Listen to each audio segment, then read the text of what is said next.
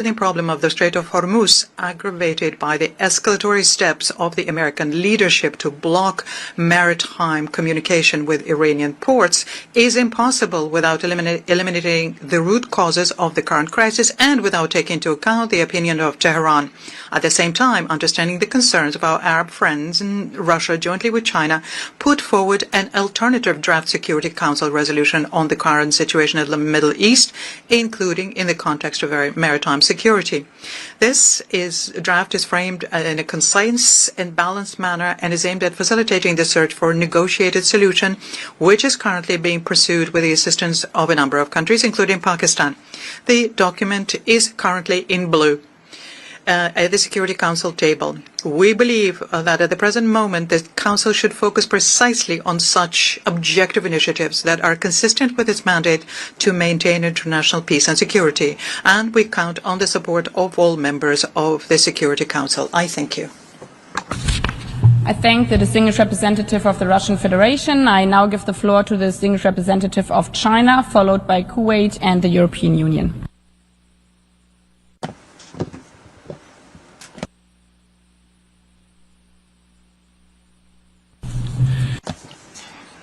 Madam President, on April the 7th, China, along with Russia, voted against a draft resolution on the issue of the Strait of Hormuz at the Security Council. As a permanent member of the Security Council, China approaches every vote in the Council with a serious, conscientious, and responsible attitude, and always determines its voting position based on the merits of the issue itself, and on whether the adoption of a resolution would genuinely contribute to resolving the issue and achieving peace. China attaches great importance to this draft resolution submitted by Bahrain on behalf of the Gulf states. We fully understand their major concerns. At the same time, the Security Council's actions should be aimed at de-escalation. They must not provide a veneer of legitimacy for unauthorized military operations or grant a license to the use of force, let alone further exacerbate tension and add fuel to the fire, thereby leading to an escalation of the conflict. In exercising its veto on this draft resolution, China has upheld international fairness and justice, defended the purposes and principles of the UN Charter, prevented the conflict from expanding further and the situation from escalating further, and created favorable conditions for achieving a temporary ceasefire and launching dialogue and negotiation. China's vote represents a choice responsible for peace and for the people of the region. It stands on the right side of history and will stand the test of history. President, China does not go along with Iran's attacks on Gulf states. China believes that the passage and safety of a strait used for international navigation should be safeguarded. We call on Iran to take proactive measures to restore normal navigation in the Strait of Hormuz at an early date. Meanwhile, the US's ramped-up military deployment and targeted blockade constitute a dangerous and irresponsible move. The issue of navigation in the Strait of Hormuz is a spillover effect of the conflict in Iran. Only a complete ceasefire can fundamentally create conditions for easing the situation. China welcomes the announcement by the relevant parties that a ceasefire agreement has been reached. We support all efforts conducive to ending the conflict. The U.S.-Iran negotiation in Pakistan marks a step in the right direction toward de-escalation. The current situation has reached a critical juncture between war and peace, and a window of opportunity for peace is opening. The pressing priority is to prevent, by all means, a relapse in fighting, and to maintain the momentum of the ceasefire negotiation that did not come easy. This serves the fundamental interests of the people in the region and meets the shared aspirations of the international community. The relevant parties should adhere to the ceasefire agreement, stick to the direction of dialogue and peace talks, stay committed to resolving disputes through political and diplomatic means, and take concrete actions to ease regional tension.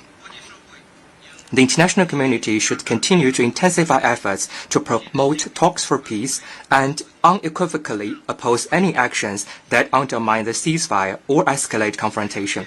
All parties should also earnestly respect Lebanon's sovereignty, security, and territorial integrity, and prevent the escalation of the situation in Lebanon from affecting the ceasefire agreement. President, as a sincere friend and strategic partner of the countries in the Middle East, China is following closely the regional situation, upholds an objective and impartial position, and has been engaging in intensive mediation with all parties to actively promote talks for peace. Recently, President Xi Jinping solemnly put forward 4 propositions on safeguarding and promoting peace and stability in the Middle East.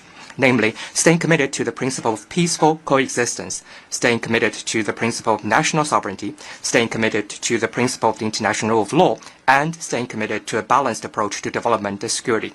This demonstrates China's consistent position and active efforts to promote peace and conflicts and advocate for dialogue to resolve differences. It offers a Chinese approach to resolving the crisis and ending the conflict. Guided by the essence of President Xi Jinping's 4 propositions, China stands ready to continue to facilitate de-escalation, promote the improvement of relations among regional countries, and play a constructive role in ultimately achieving enduring peace and stability in the Middle East. Thank you, President. I thank the distinguished representative of China. I now give the floor to the distinguished representative of Kuwait, also on behalf of Bahrain, Jordan, Qatar, Saudi Arabia, and the United Arab Emirates.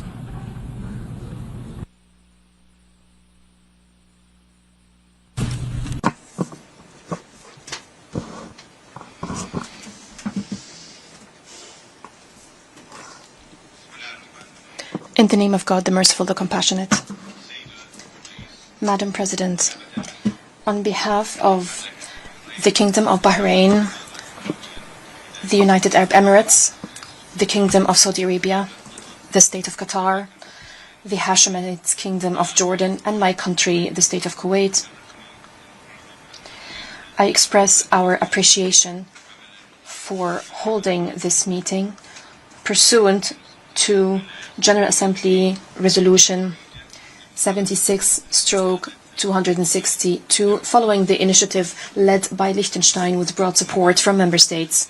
This initiative reflects the commitment of the international community to transparency and accountability when the Security Council is unable to discharge its responsibilities due to the use of the veto. Madam President, the draft resolution on securing maritime navigation in the Strait of Hormuz was tabled on the 7th of April 2026 as part of a responsible and purposeful collective action aimed at addressing a clear and direct threat to international peace and security, and aimed at safeguarding the freedom of maritime navigation as a shared international interest. This endeavor reflected our country's commitment to act within relevant multilateral frameworks, foremost among them the Security Council, in order for the Council to fulfill its core responsibilities in confronting such threats and unjustified and unlawful practices that target the stability of the region and the global economy. The Kingdom of Bahrain, in its capacity as penholder, made diligent efforts during extensive consultations with members of the Security Council that lasted nearly 3 weeks to reach a balanced text that takes into account all concerns, in particular those of the countries of the region. These efforts included extensive consultations and the circulation of 6 successive versions of the draft resolution. The vote was postponed on more than one occasion in an effort to ensure the unity of the Council on this important matter. Several proposals were tabled to find common ground. Nevertheless, the Security Council was unable to discharge its responsibility and adopt the draft resolution, despite the gravity of the existing threat and its direct impact on international peace and security. Madam President, through Security Council Resolution 2817, which was co-sponsored by 136 states, the international community has adopted obligations that are not subject to sundry interpretations or selective implementation. Any failure to implement these obligations or any laxity in enforcing them encourages further violations in blatant defiance of this consensus, and this would be a real test of the credibility of the international system. The illegal measures taken by Iran in the Strait of Hormuz have constituted a direct threat to global energy security and the safety of supply chains. When international maritime routes are threatened, the entire world is affected by the repercussions. They impact the lives of millions in the region and around the world. And it is the global south that bears the greatest burden of such crises. The World Food Programme has estimated that continued disruptions could push up to 45 million additional people into acute food insecurity. This is not a new matter. This is a pattern of behavior that we have seen before. Security Council Resolution 552 of 1984 expressed international concern regarding such practices. Madam President, these attacks by the Islamic Republic of Iran have not only targeted shipping lanes, but have also affected civilian facilities and critical infrastructure in clear and blatant violation of international law and international humanitarian law, as well as the rules of freedom of navigation enshrined in the United Nations Convention on the Law of the Sea. Such practices cannot be justified under any pretext, and they are imprescriptible. Rather, they require a firm and responsible international stance. This collective action reflected a necessary response to grave developments that created a direct threat to freedom of maritime navigation and affected the safety and stability of international trade, energy markets, and the supply of food and medicine. The draft resolution also aimed to consolidate relevant principles of international law on freedom of navigation and aimed to ensure that waterways are not used as tools of pressure or extortion. The failure by the Security Council to adopt it does not absolve any party of responsibility, but it does send an erroneous message to the peoples of the world that threats to international waterways can occur without a firm collective response by the international body responsible for the maintenance of international peace and security. Madam President, the Gulf region is not distant from the countries of the world. Rather, it lies at the heart of the global economic stability. Its security is an integral part of the security of all states, and its stability is a cornerstone of prosperity for the world as a whole. We are aware of the seriousness of existing threats, and we are committed to safeguarding maritime security and ensuring the continuity of international trade. Our countries, therefore, wish to announce their intention collectively to continue working and coordinating closely with member states with a view to submitting a new draft resolution aimed at securing the freedom of maritime navigation. This effort will be based on a comprehensive, consultative approach that takes into account all concerns, thereby enhancing the prospects of achieving broad international consensus and reaffirming the principles of international law applicable to straits used for international navigation in order to protect freedom of navigation, safeguard maritime security, and ensure full compliance with Security Council resolutions 552 and 2817. At the same time,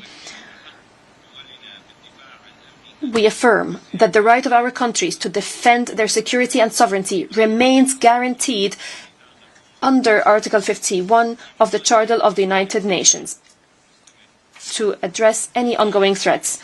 Madam President, the credibility of the international system is measured by its unity and its ability to implement its resolutions on the ground. Today, that credibility stands before a real test.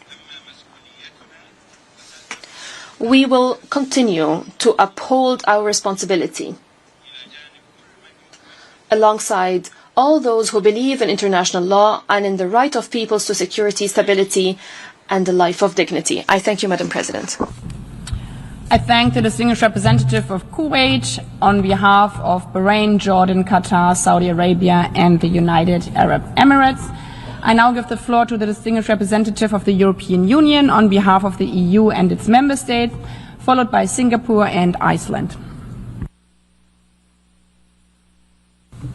Thank you, Madam President. I have the honor to speak on behalf of the European Union and its member states. The candidate countries North Macedonia, Montenegro, Albania, Ukraine, the Republic of Moldova and Bosnia and Herzegovina, as well as Andorra and Monaco, aligned themselves with this statement. We regret that despite intense negotiations, the draft resolution proposed by Bahrain on behalf of Bahrain, Kuwait, Qatar, Saudi Arabia, the UAE and Jordan could not be adopted because of the veto exercised by two permanent members of the Security Council, the body bearing the primary responsibility for maintaining peace and security.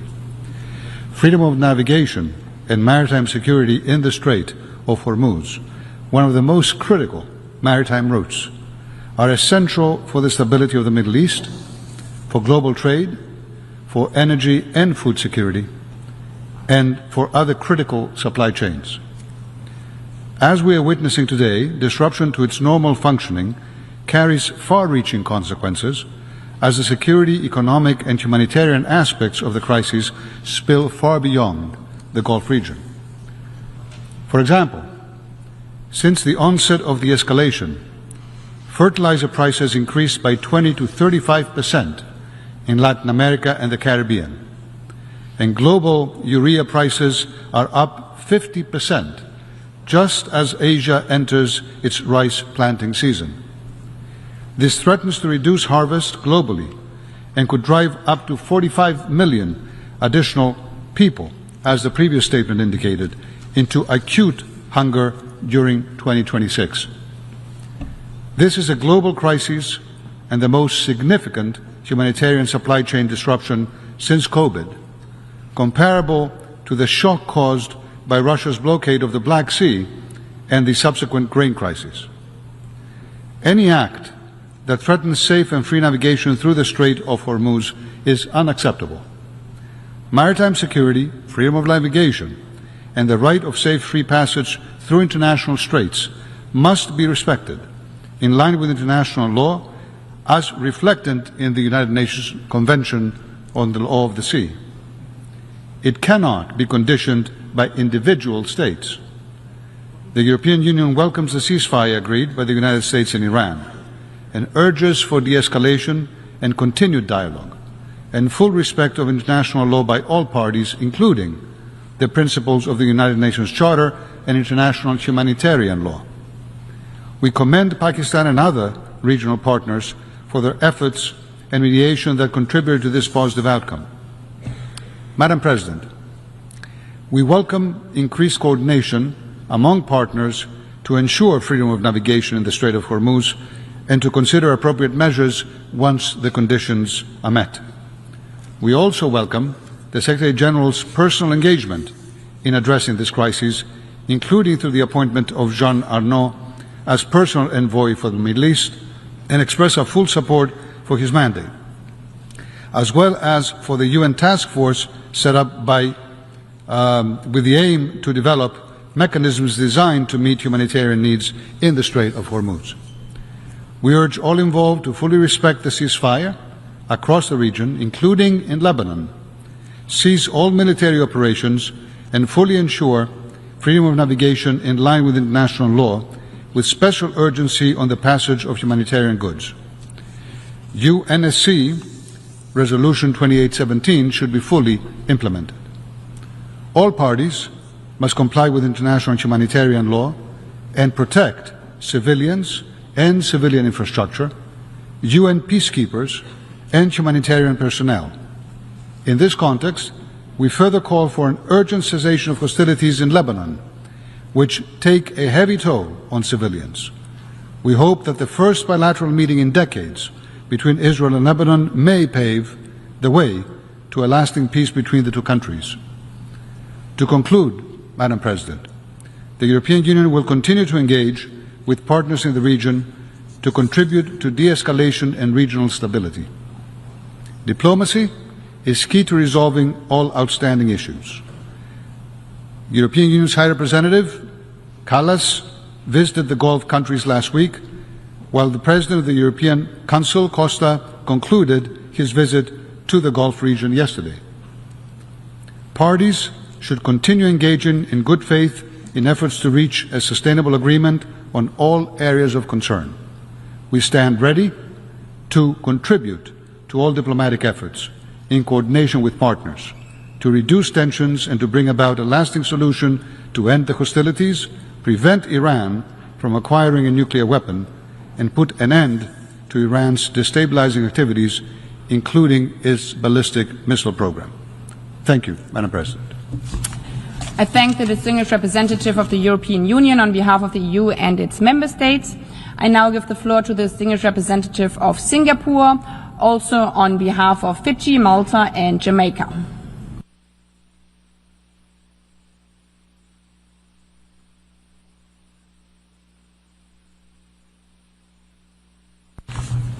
Madam President, it is my honor to deliver the following statement on behalf of Fiji, Jamaica, Malta and my own country, Singapore. Our four countries contributed actively to the negotiation, drafting and conclusion of the United Nations Convention on the Law of the Sea, or UNCLOS. We remain steadfast stewards of the Convention, committed to upholding it as a legal framework within which all activities in the oceans and seas must be carried out. For small states, the international rule of law is a matter of survival. We therefore have an abiding interest in the faithful implementation of UNCLOS as the constitution for the oceans and in reaffirming its universal and unified character. Madam President, at the outset, we wish to express our gratitude to you for convening this debate on the use of the veto. The membership is gathered here today because the veto was exercised to block a draft resolution concerning the Strait of Hormuz. We are disappointed that there could be no agreement on the adoption of the draft resolution, which would have reaffirmed that all ships and aircraft enjoy the right of transit passage through the strait, which shall not be impeded in accordance with international law as reflected in UNCLOS. The Strait of Hormuz is a strait used for international navigation, through which the right of transit passage applies under UNCLOS. This right is also firmly entrenched in customary international law, and it is therefore binding on all states, regardless of whether they are parties to UNCLOS. Transit passage applies during peacetime and war. This right is not contingent on any license or levy. It is an inherent right of ships and aircraft to traverse without prior authorization. As reflected in Article 44 of UNCLOS, the rule is unequivocal that states bordering such straits shall not hamper or suspend transit passage. There are no exceptions to this inherent right. The right of unimpeded transit passage has been and continues to be of fundamental importance to international maritime trade. When transit passage is disrupted, the consequences reverberate across the global economy through energy markets, supply chains, and increased freight costs. For many small island nations and developing states with import-dependent economies, such disruptions have severe impacts on economic resilience and energy security. It is in the collective interest of the international community to ensure respect for and uphold the right of unimpeded transit passage in the Strait of Hormuz, as well as in all other straits used for international navigation. Madam President, the current situation in the Strait of Hormuz, where transit passage has been impeded, is of great concern.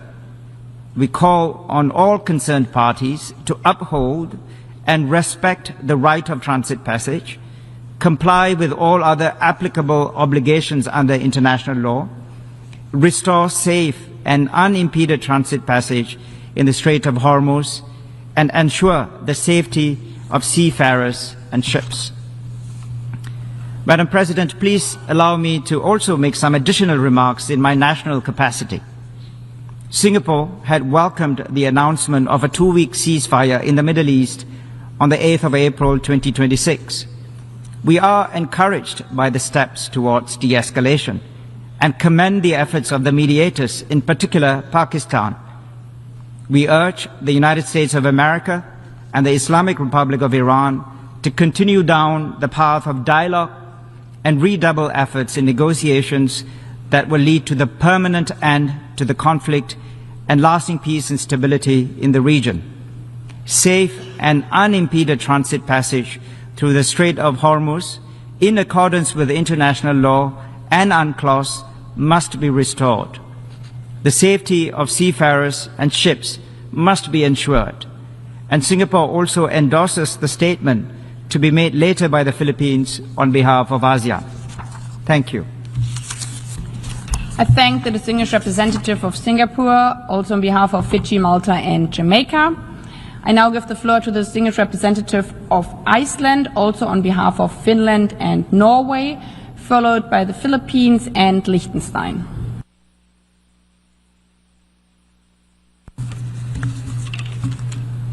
Madam President, I have the honor to speak on behalf of Finland, Norway and my own country, Iceland. First, allow me to pay tribute to the originators of General Assembly Resolution 76-262. This resolution is proving itself an effective tool for holding to account the permanent members of the Security Council in all circumstances where the veto is used. The Security Council bears primary responsibility for the maintenance of international peace and security. It carries out its duties on behalf of the entire membership. It is entirely right and proper that the permanent 5 explain their use of a veto and the consequent failure of that Council to act in the cause of peace and security. We also remain supportive of the General Assembly, considering its own role in situations where the Council is unable to act. The casting of the veto by China and the Russian Federation at the Council meeting of April 7th prevented the Council once again from taking concerted and decisive action to re-establish peace and security. The resolution aimed to address a key aspect of the conflict in the region, namely the protection of global commons in the shape of the Strait of Hormuz, as a vital international shipping lane, and the responsibility of all parties to refrain from further escalation and cease all attacks against civilians and civilian infrastructure in compliance with international law. Freedom of navigation is a cornerstone of the law of the sea and must be upheld. The failure to resolve these issues risks massive damage to the global economy and severe impact on millions of ordinary people, particularly in countries already in a situation of food insecurity. We thank Bahrain and other GCC countries for their attempt to bring all member states on board. The resolution went through a number of iterations and was in its final iteration limited to purely defensive measures and was designed to prevent escalation. The failure of the Council to respond risks widening further the credibility gap when it comes to the Council's role in peace and security. The vetoes cast last week prevent the further development of Resolution 2817, in which the Council condemned any actions or threats aimed at closing, obstructing, or otherwise interfering with international navigation through the Strait of Hormuz. This resolution was supported by a record number, 138 UN member states, including our countries. Madam President, with conflicts escalating in the Middle East region and elsewhere, causing devastating humanitarian consequences for millions, the Security Council must turn a new page. The Security Council needs to be a forum in which the tough positions are resolved, not simply showcased.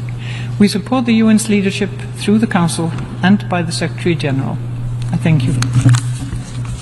I thank the distinguished representative of Iceland, also on behalf of Finland and Norway. I now give the floor to the distinguished representative of the Philippines on behalf of the Association of Southeast Asian Nations.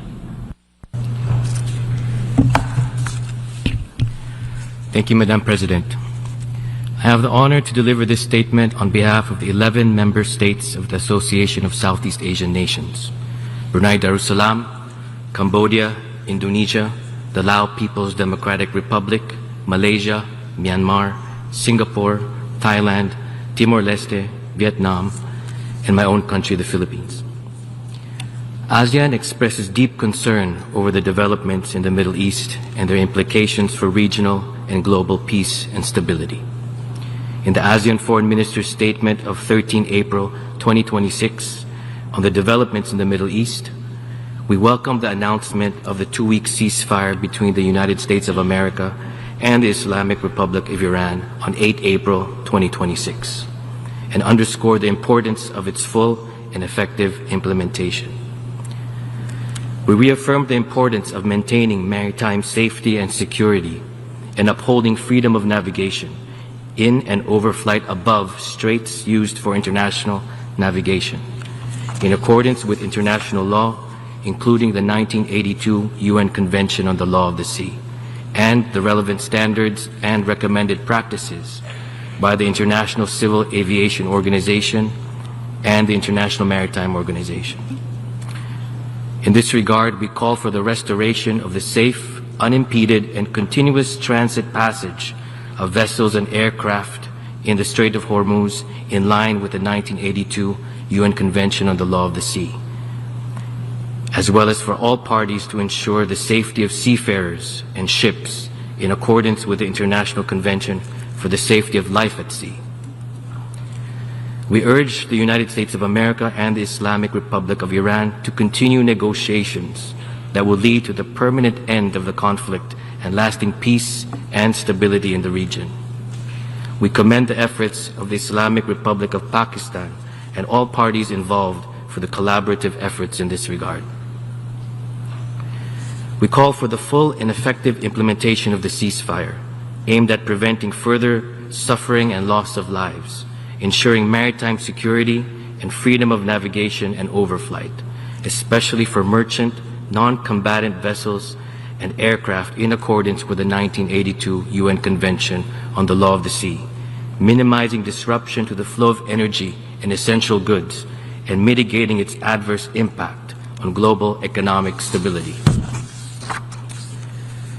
We urge all parties involved to maintain conducive conditions for the full and effective implementation of the ceasefire, exercising utmost restraint, ceasing all hostilities, acting responsibly, avoiding any acts that may aggravate the situation, and working collectively towards a comprehensive and enduring resolution in accordance with international law, the United Nations Charter, and relevant UN Security Council resolutions.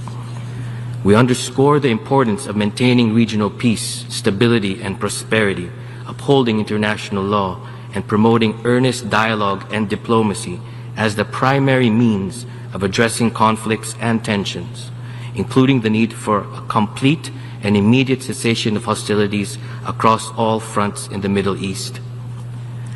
We further reaffirm the obligations of all states to resolve their differences through peaceful means, to respect the sovereignty and territorial integrity of all nations, to protect civilians and civilian infrastructure in armed conflicts, and to ensure the safety and security of UN peacekeepers and humanitarian personnel in line with international law, the UN Charter, and relevant UN Security Council resolutions. I thank you, Madam President. I thank the distinguished representative of the Philippines on behalf of the Association of Southeast Asian Nations. I now give the floor to the distinguished representative of Liechtenstein, recalling the time limit of statements for delegations speaking in their national capacity of 5 minutes, followed by Egypt and Japan. Morning, Madam President. Thank you for convening this assembly in a timely manner after the casting of a veto by the Russian Federation and China on draft resolution 2026/273 proposed by Bahrain on behalf of a group of states in the Security Council. We appreciate the production of a special report by the Council and the presence of both vetoing states at today's meeting, both of which are in line with the provisions of Resolution 76262, otherwise known as the Veto Initiative. We look forward to receiving a summary of today's meeting to be sent to the Council for their reflection in line with Resolution 79327. Madam President, the situation regarding the Strait of Hormuz is of significant concern across the world, not simply because of the armed conflict that has led to the situation in and around the strait, but because of the consequences for global shipping and for the transit of vital energy supplies, foodstuffs, and fertilizers, and the massive impact on the global economy. The conflict is making life unaffordable for many and will undoubtedly leave the most vulnerable hungry. We appreciated the initiative to bring a resolution addressing the situation in the interests of populations the world over, indeed, of all of us.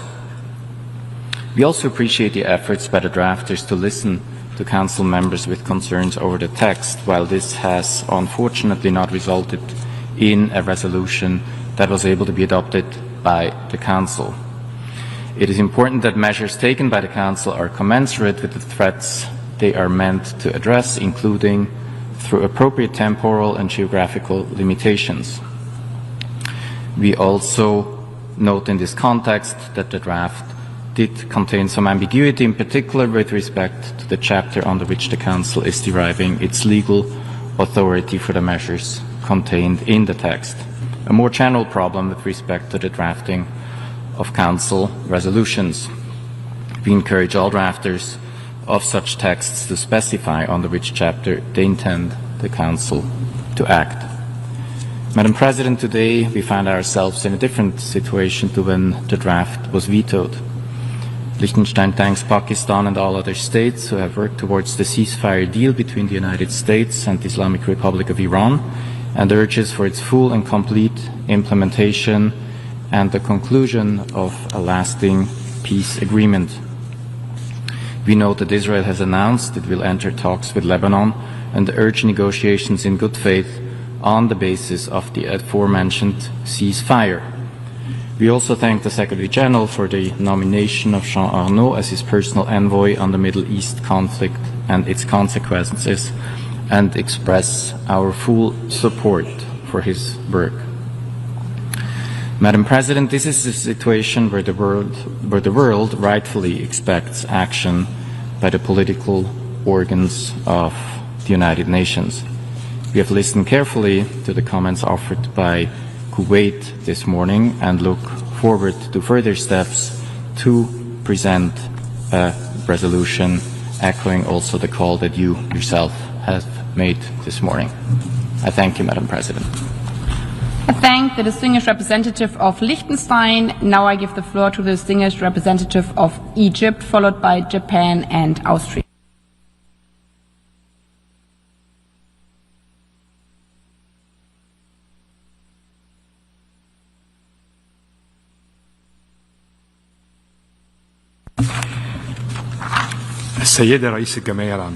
Madam President of the General Assembly, since the very first day of the conflict in the Middle East and the Arabian Gulf, Egypt has expressed deep concern regarding the dangerous military escalation in the region.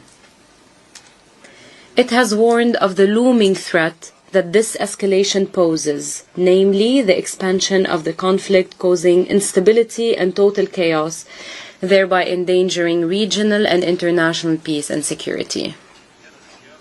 In this context, Egypt reiterates its complete rejection of all forms of aggression against the sovereignty and territorial integrity of its sister Arab nations in the Gulf, as well as Jordan and Iraq.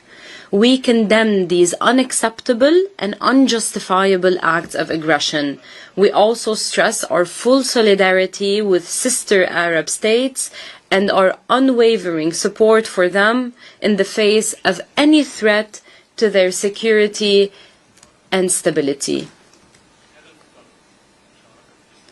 Egypt has therefore co-sponsored Security Council Resolution 2817, adopted by the Council on March 11th. We also stress the need to fully adhere to the UN Charter and international law, including international humanitarian law. This entails completely refraining from targeting civilians and civilian infrastructure, including energy facilities, water desalination plants, and residential areas, as such acts constitute grave violations of international law and pose a direct threat to regional stability. We extend our sincere condolences and deepest sympathies to the families of the innocent civilians who have fallen prey to these violations. Madam President, Egypt emphasizes that there can be no military solution to this crisis. Continued escalation will only lead to further violence, destruction, and human suffering, while simultaneously undermining security and stability. In this context, Cairo has made efforts over the past year to build confidence and foster a conducive environment for resolving any concerns regarding the Iranian nuclear program, including by promoting dialogue, diplomatic solutions, and cooperation with the IAEA. So in close cooperation with Pakistan and Turkey, Egypt engaged in intensive consultations with various regional and international parties throughout the war to ensure de-escalation and prevent the situation from reaching a point of no return, ultimately paving the way for a ceasefire and a comprehensive, sustainable settlement. In the same vein, Egypt welcomes the initial steps taken by the Secretary General to revitalize the United Nations role in addressing this conflict, including his appointment of a personal envoy for this matter. Accordingly, Egypt welcomed the announcement by the US President on April 8 of a 2-week suspension of military operations in the region. This is a positive step toward de-escalation and containing tensions. Egypt stresses that the suspension of military operations by the United States, coupled with a corresponding response from the Iranian side, present a vital opportunity that must be seized to pave the way for negotiations, diplomacy, and constructive dialogue. We welcome the convening of a significant round of negotiations between the United States and Iran on Saturday, April 11, in Pakistan's capital, Islamabad. We look forward to building on the agreements reached during these talks to promote diplomatic solutions that would bring an end to the war through robust and sustainable arrangements. We underscore the need for building upon this step through full adherence to the cessation of military operations and respect for the freedom of international navigation. We stress that Egypt will continue to make every effort in coordination with Pakistan and Turkey to advance this objective. Egypt joins the vast majority of the peoples and governments of the region and the world calling for an urgent end to this war, the losses and damages of which would only multiply were military operations to resume and were diplomacy and dialogue, which are the sole window of hope for us all, to be abandoned. Thank you, Madam President. I thank the distinguished representative of Egypt. I now give the floor to the distinguished representative of Japan.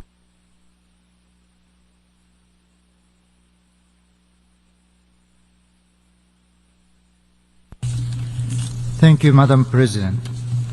Achieving peace and order in the Gulf and the entire Middle East is of paramount importance, not only for regional stability, but for global peace and security. In this context, ensuring the safety of navigation in the Strait of Hormuz is indispensable to any meaningful normalization of the situation. Japan has consistently supported diplomatic efforts toward early de-escalation. From this perspective, it is regrettable the Security Council could not play a significant role in stabilizing the situation in the Strait of Hormuz at this juncture. Under these circumstances, Japan expresses its respect and support for the mediation efforts by the parties concerned, particularly the recent US-Iran negotiations held in Islamabad. We hope that such diplomatic endeavors will lead to a positive impact on the normalization of transit through the strait. As a vital artery for global commerce, the strait must remain open and safe for international navigation. Current situation in the Strait of Hormuz has been undermining global food and energy security. Japan underscores that ensuring free and safe passage of the Strait of Hormuz constitutes a vital foundation for global socio-economic stability, particularly for those regions such as Asia and Africa that are most directly vulnerable to disruption. In this regard, Japan welcomes the decision made by the IMO Council on March 19th. We call for the relevant parties to take necessary immediate actions to enable establishment of a framework such as a safe maritime corridor to facilitate the safe evacuation of merchant ships. The disruption of maritime transport not only threatens the well-being of seafarers, but also hinders the integrity and viability of the international maritime system.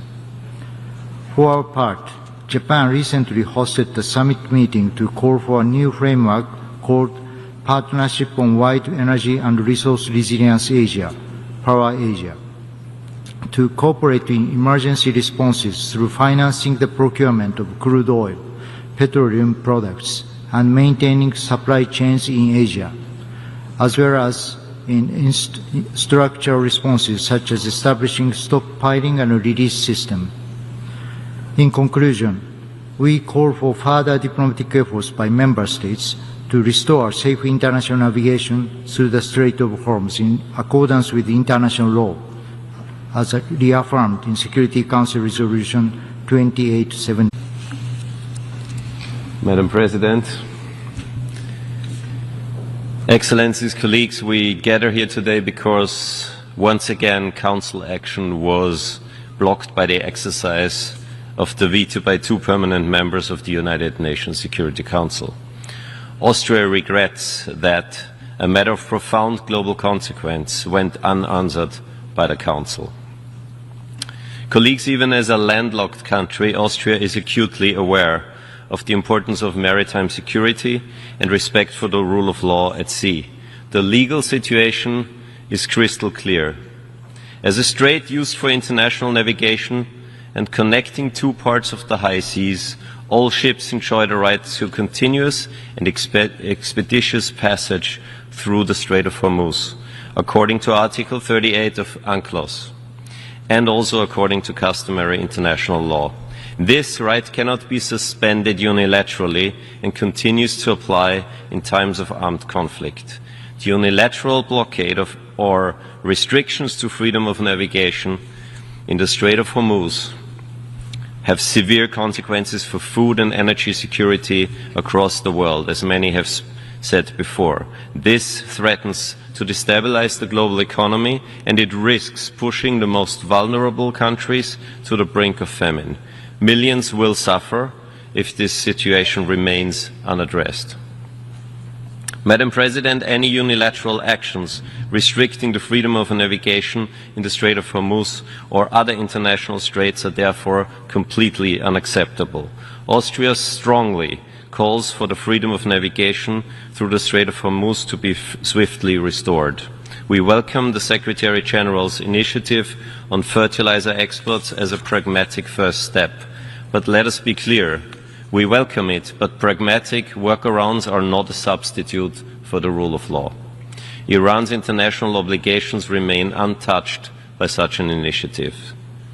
Colleagues, let me speak plainly about the wider situation. Iran must never acquire a nuclear weapon. For Austria, which has championed the Treaty on the Prohibition of Nuclear Weapons and has worked towards a world and also a region free of nuclear arms for decades, this conviction is not rhetorical. It is a pillar of our foreign policy. And the people of Iran who have endured decades of repression deserve respect of their human rights and their human dignity. But military escalation is not the answer. Austria is gravely concerned by the further erosion of the international order with the UN Charter at its core. In the same vein, indiscriminate attacks by Iran on its neighbors in the Gulf and in the broader region are completely unacceptable and must stop immediately. And this was also expressed by Austria's Foreign Minister Beate Meindl-Reisinger upon her visit to Riyadh only last week. Colleagues, a diplomatic solution is the only way forward. De-escalation and diplomacy are urgently needed. Austria therefore calls on all sides to continue to respect the ceasefire agreed on last week to allow for negotiations. Austria does not simply call for diplomacy and dialogue as a platitude. Federal Chancellor Christian Stocker and our Foreign Minister Beate Meindl-Reisinger have been in constant contact with all partners across the region and with the parties to this conflict. We're grateful to Pakistan and others for their tireless efforts in Islamabad. That those talks did not succeed is a setback, but diplomacy doesn't stop because one round of talks have failed. Vienna has hosted historic negotiations on the Iranian nuclear question before. We stand ready to do so again. Our offer is sincere and our commitment to mediation is unconditional. Colleagues, the only path forward is a peaceful solution. Austria stands ready to do its part to help achieve this goal. I thank you. I thank the distinguished representative of Austria. I now give the floor to the distinguished representative of the Islamic Republic of Iran, followed as the new speaking order by Denmark and New Zealand.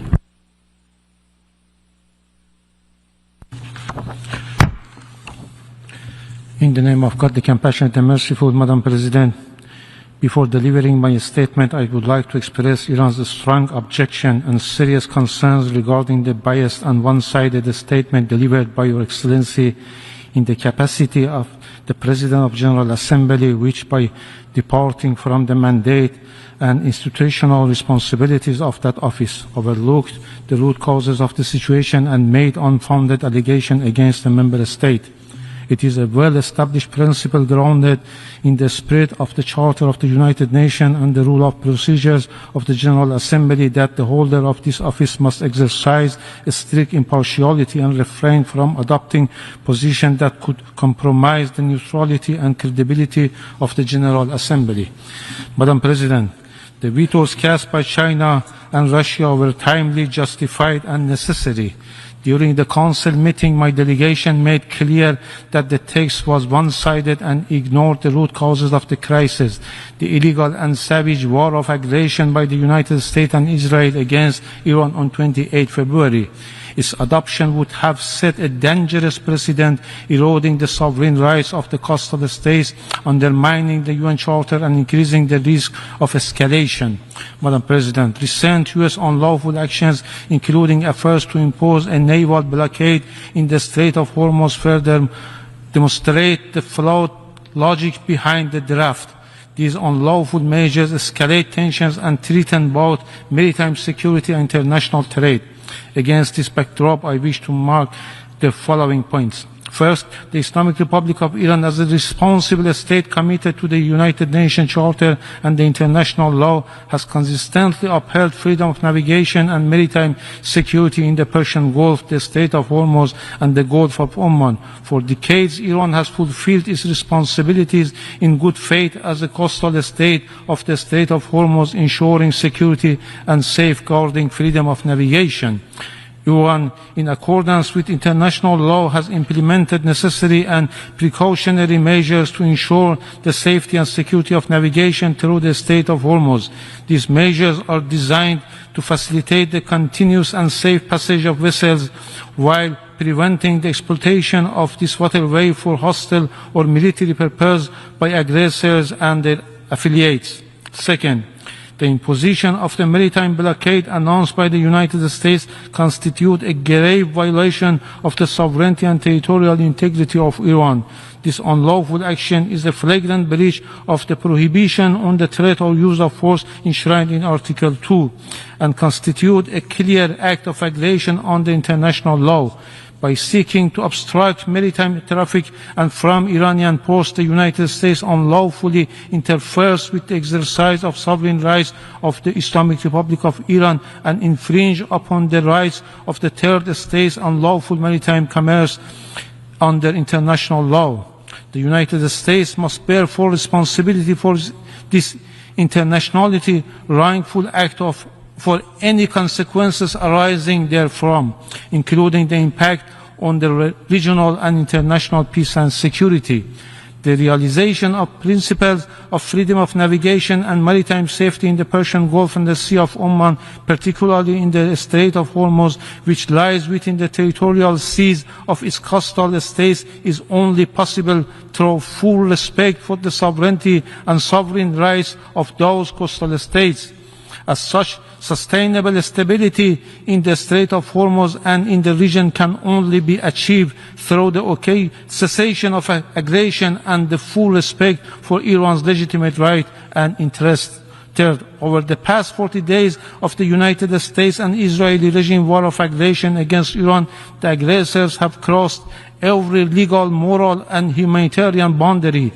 They have violated international humanitarian law and committed war crimes by deliberately and indiscriminately targeting civilian infrastructure, including residential areas, schools, hospitals, healthcare facilities, airports, sport facilities, and cultural and historical sites. Furthermore, the United States utilized military bases and facilities located in the countries of the Persian Gulf region. Evidence indicates that military movement and operational preparation were underway at these bases for the planning, preparation, equipping, and execution of unlawful military attacks against the Islamic Republic of Iran, despite Iran's prior warning that such unlawful actions were being planned. Iran has formally reported this development with supporting documentation to the Security Council and the Secretary General. Fourth, Iran welcomes and supports any diplomatic efforts and credible initiative capable to bringing about the sustainable end to this unlawful and unwarranted war, including all genuine efforts through Pakistan, Turkey, Egypt, and the Kingdom of Saudi Arabia, as well as efforts by China and Russia. Any viable solution must ensure a definitive and irreversible end to the aggression and establish a just and durable peace grounded in the credible and verifiable guarantee against any recurrence. In this regard, we wish to express our sincere appreciation for the efforts of the government of Pakistan, particularly the Prime Minister and the Chief of the Army Staff, for the constructive mediation and for hosting these important negotiations. Despite our deep mistrust of the United States stemming from its repeated betrayal of diplomacy, we nevertheless entered the negotiation in good faith and remain cautiously optimistic. We believe that should the United States adopt a rational and constructive approach and refrain from advancing demands that are inconsistent with the international law, this negotiation can lead to a meaningful outcome. And finally, we categorically reject an unfounded and politically motivated allegation against my country made in this meeting. These claims lack any legal basis and serve only to divert attention from the realities on the ground, namely the illegal and savage war launched by the United States and Israeli regime against Iran. Some members referred to the Security Council Resolution 2817. Iran's legal position on this resolution have been circulated as a document of the General Assembly and the Security Council. Resolution 2817 disregards the unlawful war of aggression and armed attack by the United States and Israel against Iran, and in ignoring denies Iran inherent rights of self-defense exercised in accordance with Article 51 of the UN Charter. By omitting any reference to the aggressors, the Council fails in its responsibility to maintain international peace and security, and instead by adopting such a politically motivated resolution risks legitimize further act of aggression. It should be recalled that under international law, the Security Council is bound to exercise its authority in full conformity with purposes and principles of the Charter of the United Nations. Any departure from these fundamental principles undermine the legal validity and moral authority of this decision. I thank you. I thank the distinguished representative of the Islamic Republic of Iran. I now give the floor to the distinguished representative of Denmark, followed by New Zealand and Australia.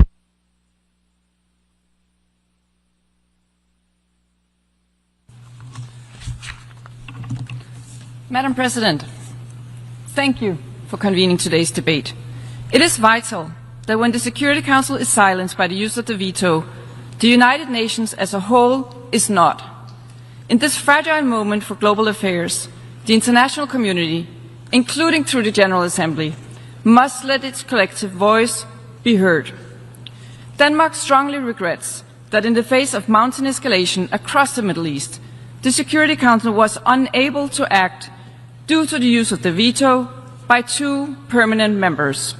As the primary organ for the maintenance of international peace and security, this was an opportunity missed for a unified and collective response. The conflict in the Middle East has now been going on for more than 6 weeks, causing death and destruction throughout the region. Iran's actions near and around the Strait of Hormuz has led to food shortages, rise in energy prices, and other adverse effects across the world. Global growth, commerce, and development depend on the freedom of navigation. The repercussions for the global economy and, increasingly, for food security, in particular across developing countries, are enormous. As a great maritime nation, Denmark is committed to maritime security, to open sea lanes, and to the safety of all seafarers. Denmark's vote on April 7 reflected our belief in the urgent need to address these developments. We regret that the Council was not able to come together and present a joint solution.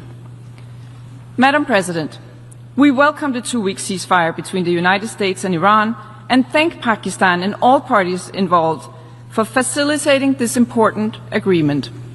Denmark welcomes all diplomatic efforts to reduce tensions and find a negotiated settlement. A lasting ceasefire is an essential step towards a swift and permanent end to this war. All efforts and negotiations must be resumed in good faith. This conflict, however, is not confined to Iran or its neighbors across the Gulf. This situation in Lebanon, in particular, also risks spiraling out of control and puts at risk the current regional de-escalation. Denmark calls for the inclusion of Lebanon in regional de-escalation efforts and urge all parties to work toward a lasting political solution.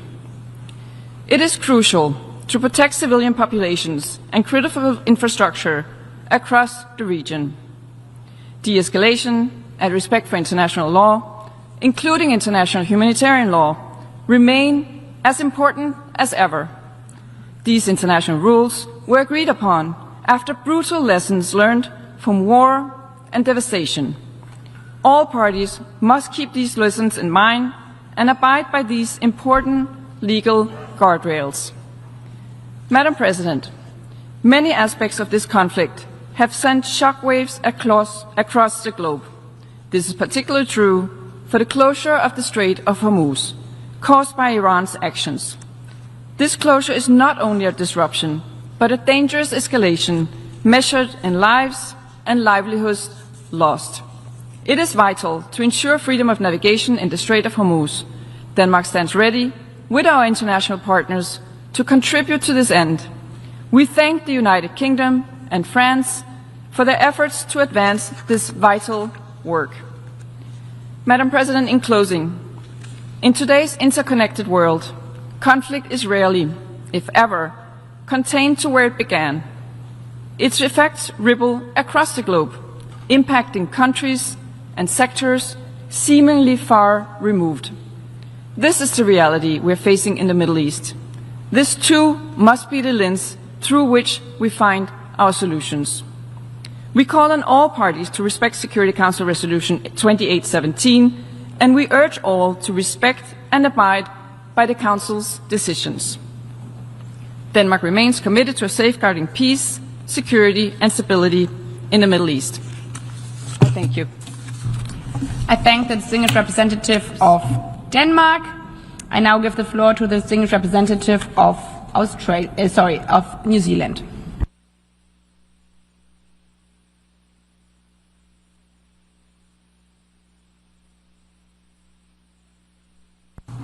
President, it is to New Zealand's deep disappointment that we meet again to discuss the use of the veto. New Zealand is a long-standing opponent of the veto. We are a strong supporter of Resolution 76/262 and are disappointed that it has been triggered so frequently. The Security Council's legitimacy lies in its ability to fulfil its responsibility under the UN Charter to maintain international peace and security and to address issues of pressing concern to member states.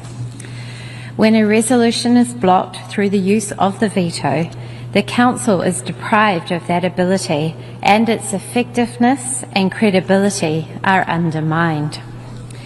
In this instance, 2 permanent members have prevented the Council from supporting an effort to ensure safe and secure navigation through the Strait of Hormuz.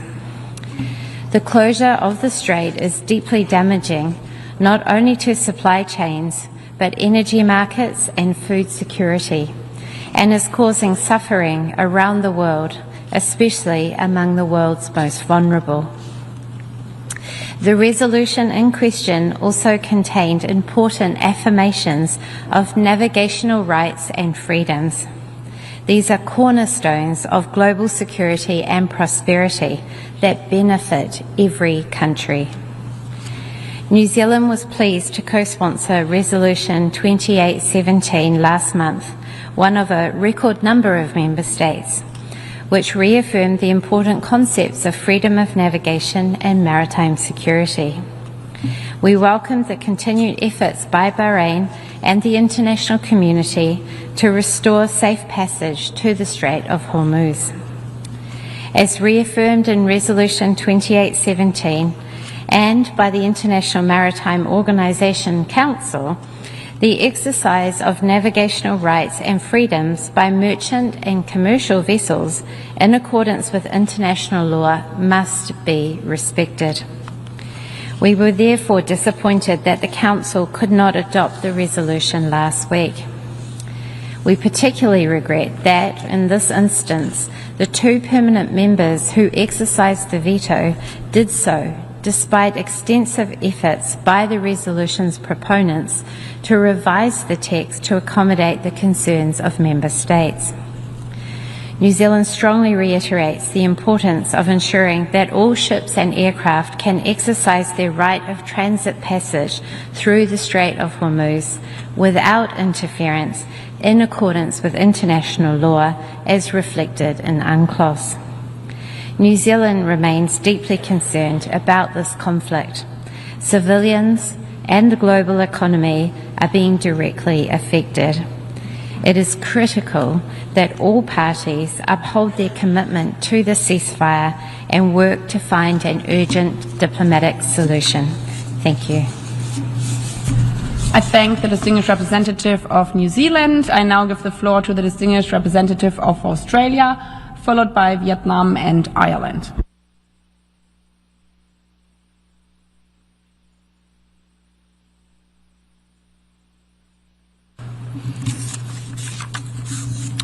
Thank you, President. Australia commends Bahrain and our Gulf partners for their efforts in the Security Council to ensure respect for navigational rights and freedoms in the Strait of Hormuz. We're disappointed that vetoes were exercised last week. Navigational rights and freedoms matter for all states. All states benefit from an open Strait of Hormuz and a safe and predictable environment for global supply chains. That's why Australia is participating in discussions on multinational diplomatic efforts to support navigational rights and freedoms. President, the human, security and economic impacts of the Iran conflict are significant and far-reaching.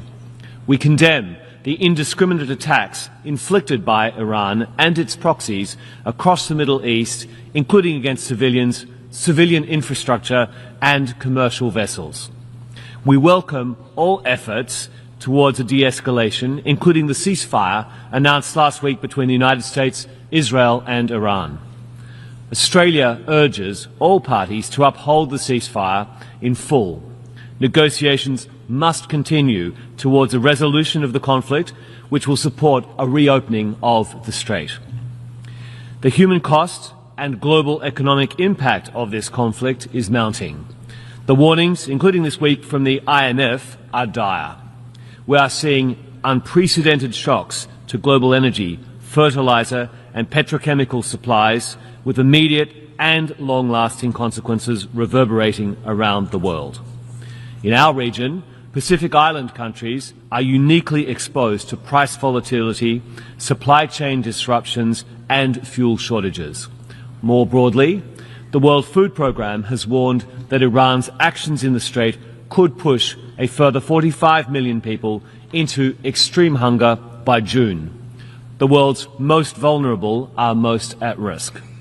President, the expansion of the conflict into Lebanon, the loss of life and the displacement of more than 1.2 million civilians is deeply distressing. The ceasefire must be extended to Lebanon to prevent further loss of life and to give parties the space needed to negotiate a lasting settlement.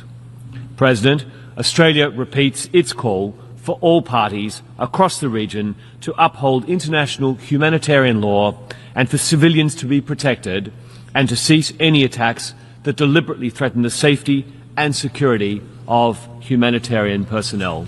Thank you. I thank the distinguished representative of Australia. I now give the floor to the distinguished representative of Vietnam.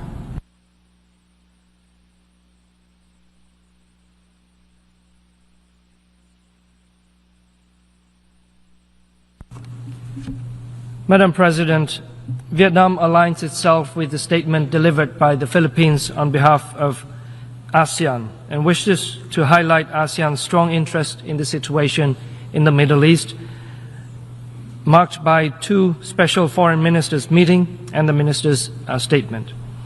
Vietnam remains deeply concerned by the ongoing conflict in the Middle East, including the latest developments in the Strait of Hormuz, which has caused immense human suffering and significant economic consequences. Its impacts extend well beyond the parties directly concerned, disrupting trade and energy supply chains, heightening political and economic uncertainties, and further constraining the development prospects of many countries, especially developing countries. We regret that the Security Council has not been able to take united and impartial actions to address the current crisis and its serious implications for regional peace and security. We strongly oppose the military attacks against sovereign states, particularly attacks against those countries that have declared their non-involvement. We are especially alarmed by and oppose attacks against civilians and civilians' infrastructure. In all circumstances, civilians and critical civilian infrastructure must never be targeted and attacked. Any such attack is in violation of international law and relevant UN resolutions, including Security Council Resolution 2573. This current crisis is yet again a manifestation of the erosion of international law, the continued infringement on the sovereignty and territorial integrity of states, the disrespect for the fundamental principles of no threat or use of force, and principle of peaceful settlement of disputes are in fact endangering the very foundations of the United Nations and our collective security architecture. Vietnam therefore calls on all parties to put an end to hostilities, especially attacks on civilians and critical civilian infrastructure, exercise maximum restraint and avoid actions that could lead to further escalation, miscalculation, and wider confrontation. We underscore the fundamental importance of respect for international law and the UN Charter. We firmly believe that international law must be applied consistently to all states, regardless of size and in all circumstances. Selectivity in the application of international law ultimately undermines international law to the detriment of smaller states. It is Vietnam's view that maritime safety and security, the freedom of navigation and overflight must be upheld in accordance with international law, especially the 1982 United Nations Convention on the Law of the Sea. This is essential not only for the stability in the Middle East, particularly the Strait of Hormuz, but also for safeguarding the flow of energy and essential goods and preserving global economic stability. Finally, Madam President, the current crisis in the Middle East reminds us once again that only dialogue conducted in good faith and supported by genuine political will can pave the way toward lasting peace. We welcome the temporary ceasefire and encourage parties concerned to build on this momentum, to intensify diplomatic efforts, engage in meaningful dialogue, and pursue a balanced and constructive approach toward a sustainable and mutually acceptable solution. We commend efforts of countries and partners that have worked to maintain channels of communication, facilitate engagement, and create space for diplomacy. Such efforts are indispensable and deserve continued support. I thank you, Madam President. I thank the distinguished representative of Vietnam. I now give the floor to the distinguished representative of Ireland, followed by Brazil and the United States.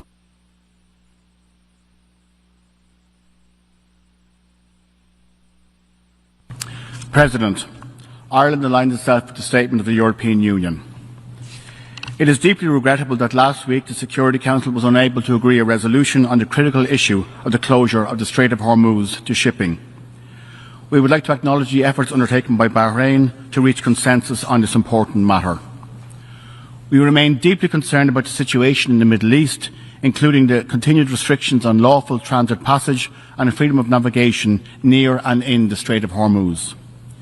The critical importance of the strait has been clearly demonstrated in recent weeks.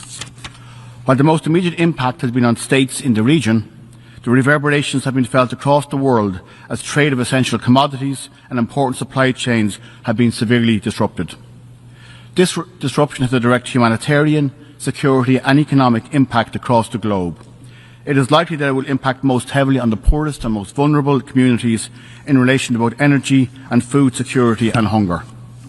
Such restrictions and acts that threaten safe navigation through the strait are simply unacceptable. We must be clear, maritime security, freedom of navigation and safe transit passage must be respected in line with international law, as reflected in UNCLOS and as affirmed in Security Council Resolution 2817. President, we welcome the recent ceasefire agreed by the United States and Iran, and we commend Pakistan for its mediation efforts. We sincerely hope the dialogue will continue, that progress can be made, and that a lasting agreement can be reached that will bring a permanent end to the conflict and ensure wider regional security.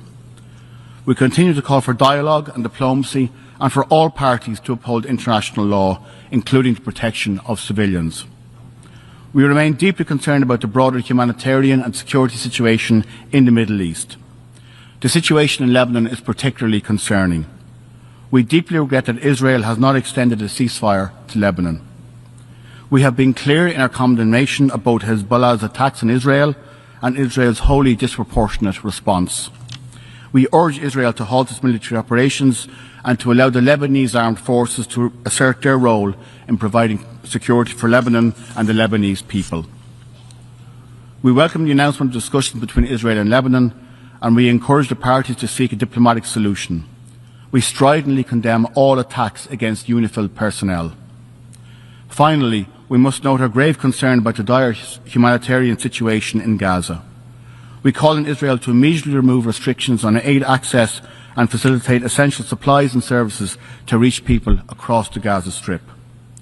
We are also concerned about the situation in the West Bank, with continuing settlement activity and settler violence against Palestinian communities.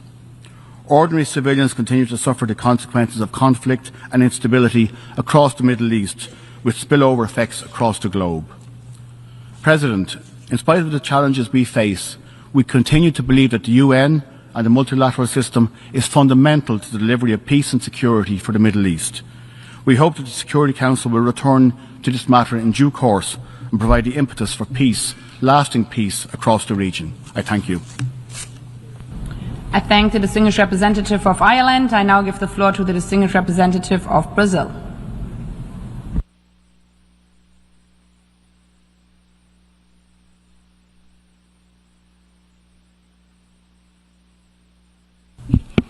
Madam President, I thank you for convening this meeting. Brazil follows with attention and deep concern the situation in the whole Middle East. The recent escalation constitutes a serious threat to international peace and security, with dramatic humanitarian and economic consequences. Since the beginning of the present conflicts in the region, 2,100 people have lost their lives in Lebanon, 3,400 in Iran, 1,800 in Israel, and a staggering 72,000 confirmed deaths occurred in Gaza. Brazil condemns the attacks undertaken by the United States and Israel against Iran and the unwarranted subsequent attacks by Iran, and appeals to all parties to resume negotiations aiming at reaching a lasting solution for the conflict. The fact that these attacks were carried out once again in the midst of diplomatic conversations to reach an agreement is highly detrimental to the cause of peace and hinders the prospects for a lasting solution. Brazil condemns all attacks and military actions that resulted in civilian casualties, damage to civilian infrastructure, and violations of sovereignty and territorial integrity of states. Such actions are unacceptable and must cease immediately. All parties must strictly comply with international law, in particular international humanitarian law, ensuring the protection of civilians. Military escalation only deepens human suffering and undermines regional stability. The strike on a girls' school in the Iranian city of Minab, which claimed the lives of more than 150 innocent children, warrants the strongest condemnation. Brazil expresses its strong solidarity with the countries and peoples of the Gulf directly affected by the conflict. We also extend our condolences to the families of the victims in all states involved. Moreover, we express concern with the hindrance of innocent passage through the Strait of Hormuz and recall the importance of respecting the right of transit passage in straits in line with the United Nations Convention on the Law of the Sea. We remain gravely concerned by the situation in Lebanon. We urge Israel to immediately halt its military actions and to withdraw all its forces from Lebanese territory. Furthermore, Brazil condemns the attacks against the United Nations Interim Force in Lebanon, UNIFIL, and recalls that attacks against United Nations peacekeeping missions and facilities represent grave violations of international law and international humanitarian law. The United Nations must play a central role in the maintenance of international peace and security, with the Security Council bearing primary responsibility in this regard. At the same time, all member states should support the call for the immediate cessation of hostilities. We must act together to achieve a negotiated solution to the crisis and uphold the principles and purposes of the UN Charter and international law. We reiterate our support for the efforts of regional actors and other relevant partners, including Pakistan, Saudi Arabia, Egypt, and Turkey, aimed at promoting de-escalation, dialogue, and diplomatic solutions. We welcome initiatives that point toward a cessation of hostilities across the region and the resumption of negotiations, including for the peaceful reopening of the Strait of Hormuz. We urge all parties to engage in diplomatic efforts and negotiations in good faith to put an end to the ongoing conflicts. Dialogue remains the only viable path to building a sustainable peace. Thank you. I thank the distinguished representative of Brazil. I now give the floor to the distinguished representative of the United States, followed by the United Kingdom and Pakistan.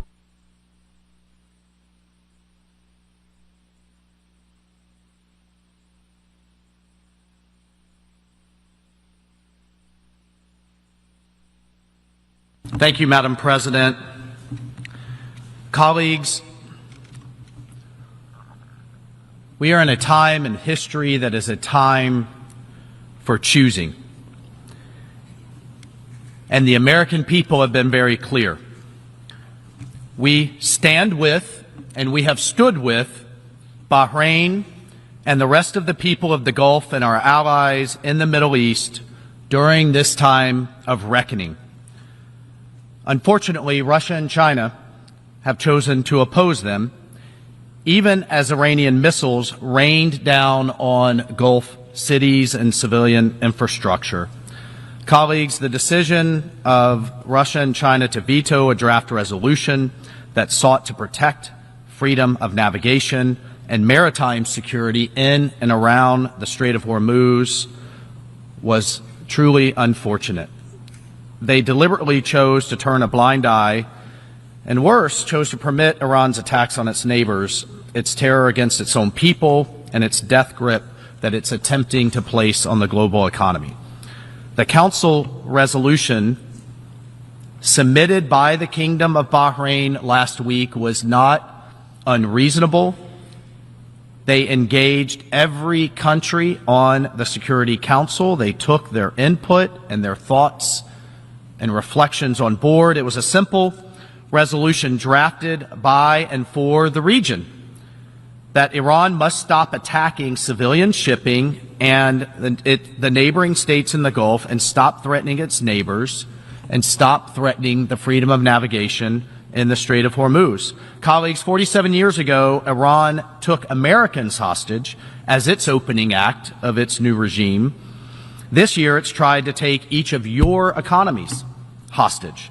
We are talking about a regime that the Secretary General's own account recruits child soldiers, uses civilian infrastructures for attacks, and goads its proxies, its terrorist proxies, to use human shields on a regular basis. We are talking about a regime which has contravened dozens and dozens of UN resolutions in the last year alone. We are talking about a regime in Iran that promised no more executions and yet has averaged at least one execution per day of young protesters who simply yearn for freedom and a better life. This was after killing 40,000 of its own people in a weekend. Just weeks ago, the Security Council adopted a resolution with 136 co-sponsors, the most supported resolution in UN history, demanding that Iran cease its attacks and stop obstructing shipping, that Iran stop launching missiles and drones into hotels and ports and resorts,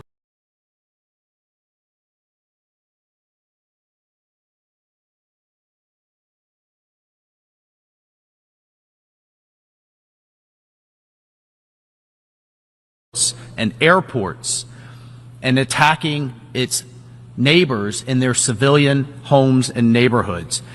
Yet instead of its members, plus Jordan, Russia has chosen to remain, as it has over the past year, a critical supplier of military equipment to Iran, delivering combat aircraft, helicopters, armored vehicles, and other arms, many of which violate Security Council Resolution 1929, which bans arms transfers to Iran.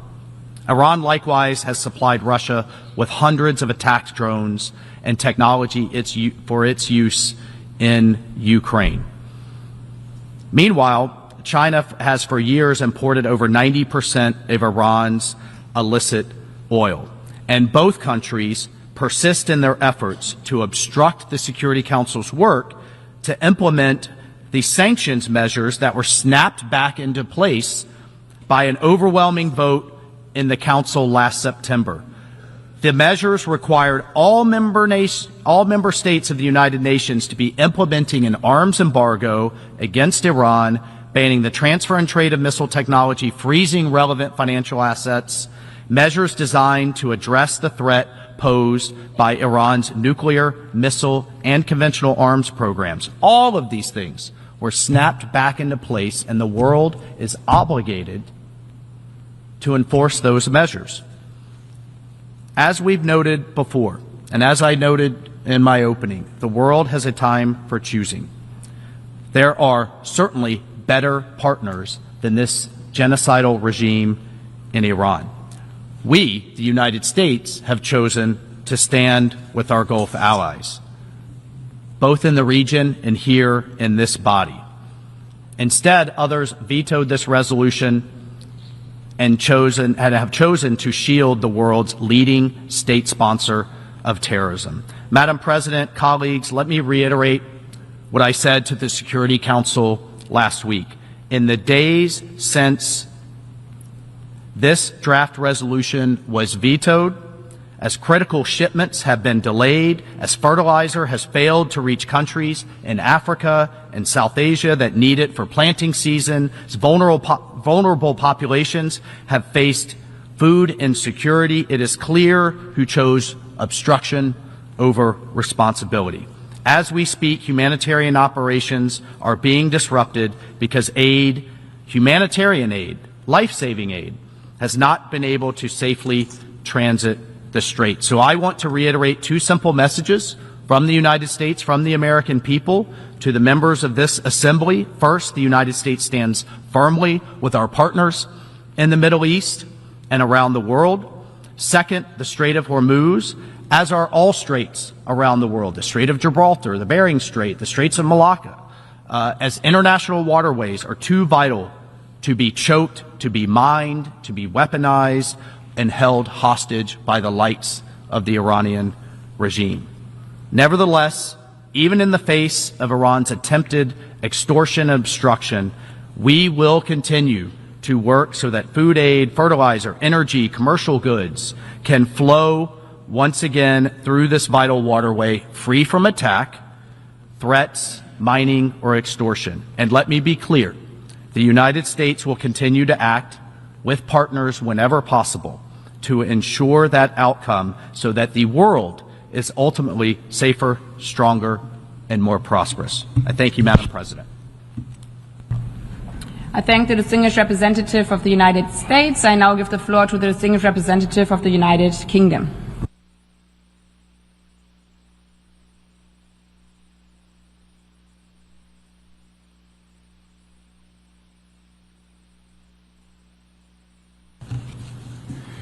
Thank you, Madam President. The United Kingdom was grateful to Bahrain for its leadership in bringing forward this draft resolution and for its constructive, good faith efforts to build consensus across the Council on an issue of critical importance to international peace and security. We regret that the draft resolution was vetoed. Madam President, navigational rights and freedoms are a cornerstone of the global economy. Attacks on international shipping in the Gulf have been deeply damaging for the world, blocking vital exports of fertilizer, liquefied natural gas, and jet fuel, with economic and humanitarian consequences for communities the world over. Iran does not have the right to unlawfully impede transit passage through the Strait of Hormuz. We call for full respect for fundamental navigational rights and freedoms as enshrined in the UN Convention on the Law of the Sea and customary international law. We reiterate our condemnation of Iran's reckless attacks against the region. We remain profoundly concerned by Iran's continued destabilizing activities, including threats to maritime security and actions that risk further escalation in an already fragile region. Our priority remains supporting regional stability and a lasting end to this conflict. We welcome the ceasefire and the talks between the US and Iran.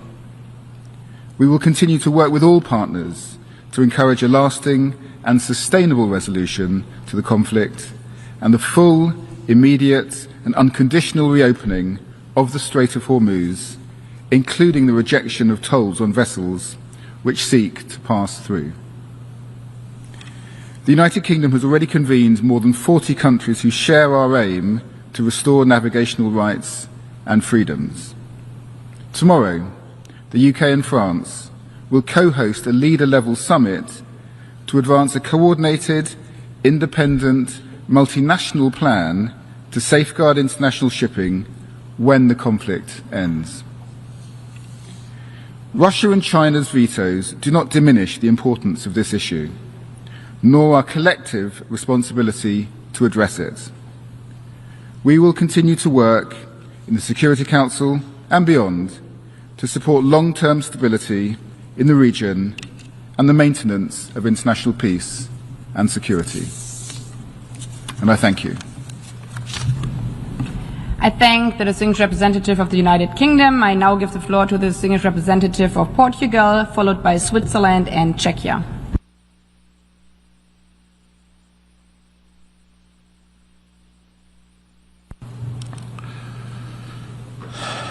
Madam President, Excellencies, Portugal aligns itself with the statement delivered by the European Union and wishes to add the following remarks in its national capacity. As a co-sponsor of the veto initiative, Portugal stressed the need for transparency in the Security Council, use of the veto.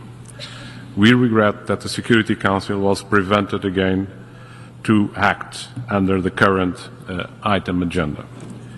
Now, for the 14th time in less than 3 years, preventing collective action. These are the first vetoes of the year, yet the veto has been used 24 times since the initiative was adopted by consensus 4 years ago. This trend erodes the Council's credibility and undermines the ability of the United Nations to act. We therefore reaffirm our strong support for the General Assembly as a forum not only for constructive scrutiny, but also for engagement and action for the wider international community when the Council is paralyzed, thereby strengthening the legitimacy of multilateralism and of the UN itself. In the present context, Portugal urges all the relevant parties in this crisis to uphold international law, including international humanitarian law and freedom of navigation. Indeed, while all of us bear the consequences of restrictions on maritime trade in terms of increasing energy prices and constraining food production, accessibility and security, it is yet again the most vulnerable and the ones that can least afford it, namely developing countries that face the heaviest burden. That is why Portugal supported the creation of a dedicated task force within the UN Secretariat at the disposal of member states to facilitate fertilizer trade with a humanitarian perspective. While pleading for the holding of the ceasefire, Portugal strongly supports a solution based on dialogue and diplomacy as the only viable way to achieve a comprehensive and long-lasting peace, including in Lebanon, in order to protect its sovereignty and territorial integrity. In this sense, we commend the efforts of all mediators, notably Pakistan, and we will continue supporting all peace efforts, including, of course, those of the United Nations. I thank you, Madam President. I thank the distinguished representative of Portugal. I now give the floor to the distinguished representative of Switzerland.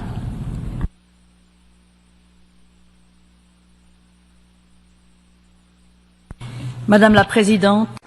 Madam President, I would like to start by expressing a deep concern on the part of Switzerland regarding the regional situation in the Middle and the Near East. We express our solidarity with all victims and emphasize that any use of force inconsistent with the United Nations Charter is unacceptable. An illegal attack cannot justify a response that would itself violate international law. Switzerland therefore strongly condemns attacks against the civilian population, against essential services and civilian infrastructure. Such attacks are prohibited under international law, international humanitarian law, and all parties to the conflict are required to uphold this law everywhere and under all circumstances. In this regard, we condemn the recent attacks affecting several countries in the region, including Gulf states, targeting essential civilian infrastructure, notably ports and maritime traffic. Water, energy, and fuel supply infrastructure, along with healthcare facilities, have been damaged or destroyed. And here I would like to express our deep solidarity with those countries. This trend to target civilian populations is not limited to the Middle East, but whether in the Middle East, Near East, or elsewhere, the civilian population must be protected. This conflict and the disruption of navigation in the Strait of Hormuz that it causes also have significant repercussions on the humanitarian situation, on supply chains, on energy security, and international trade that extend far beyond the region. We reiterate that the principle of freedom of navigation in international straits is enshrined in customary international law, as well as in the United Nations Convention on the Law of the Sea, and is binding on all states. Switzerland reaffirms the primacy of the peaceful settlement of disputes. We welcome, therefore, the agreed ceasefire and encourage the continuation of constructive dialogue with a view to reaching a lasting agreement. De-escalation and a permanent ceasefire for the entire region remain imperative. Madam President, the member states of the United Nations have entrusted the Security Council with the primary responsibility for maintaining international peace and security. And in discharging these duties, the Security Council must act in accordance with the purposes and principles of the United Nations.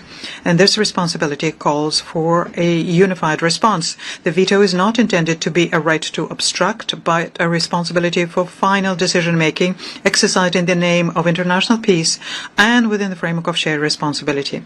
In this context, Switzerland always regrets the exercise of the veto. We reiterate that negotiations within the Council must be conducted in good faith and oriented towards common objectives in accordance with the principles of the UN Charter. We call on all Council members to demonstrate the political will that is needed for the Council to fulfill its mandate and to work towards a return to diplomacy. And if the Council cannot discharge its responsibility, it is up to this General Assembly to consider the situation and, if need be, to act. I thank you.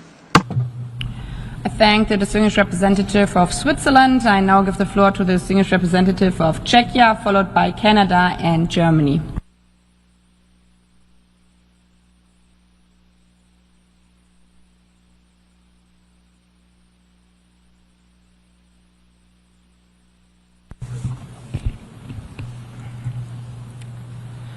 Madam President, first of all, I'd like to state that the Czech Republic aligns itself with the statement delivered by the European Union.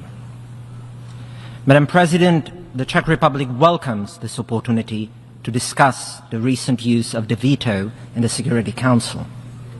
We have consistently supported the veto initiative, which gives the General Assembly an important opportunity to scrutinize the use of the veto and to hold Council members accountable for the exercise of this exceptional power.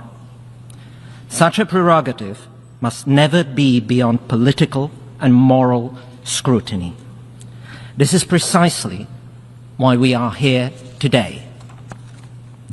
On the 7th of April, the Security Council failed to respond to a serious threat to regional stability and international maritime commerce. Not one, but two vetoes were cast. Russia and China chose to protect their ally, Iran, rather than support a measured and necessary response to growing dangers in the Strait of Hormuz. The draft resolution tabled by Bahrain, together with Jordan, Kuwait, Qatar, Saudi Arabia, and the United Arab Emirates, sought to encourage coordinated defensive efforts to protect commercial shipping in the Strait of Hormuz. It was a modest, practical, and responsible proposal. Bahrain and its regional partners consulted seriously and thoroughly with all members of the Council, took views on board, and pursued a balanced and focused text. We supported Bahrain's initiative and deeply regret that the resolution was not adopted. Dear colleagues, we cannot ignore the scale of the threat that the current Iranian regime poses to its neighbors and to its own people. For 47 years, Iran has pursued policies that have undermined peace and security across the region. It has armed terrorist proxies, targeted civilians, threatened its neighbors, breached nuclear commitments, disrupted shipping lanes, and destabilized governments. At the same time, we all want to see tensions in the Strait of Hormuz de-escalate. We therefore welcome the diplomatic efforts currently underway and stress the importance of full respect for international law, including the law of the sea, as reflected in the United Nations Convention on the Law of the Sea. We also commend the UN Secretary General's decision to establish a UNOPS-led task force aimed at ensuring humanitarian flows through the Strait of Hormuz. This is vital to mitigating risks to global food security and ultimately to protecting the most vulnerable. Madam President, the veto power is an extraordinary responsibility. On the 7th of April, however, we witnessed not restraint, but its reckless misuse. It did nothing to advance the Council's core mission of maintaining international peace and security. Instead, it deepened instability and uncertainty in the region and beyond. I thank you. I thank the distinguished representative of Czechia. I now give the floor to the distinguished representative of Canada.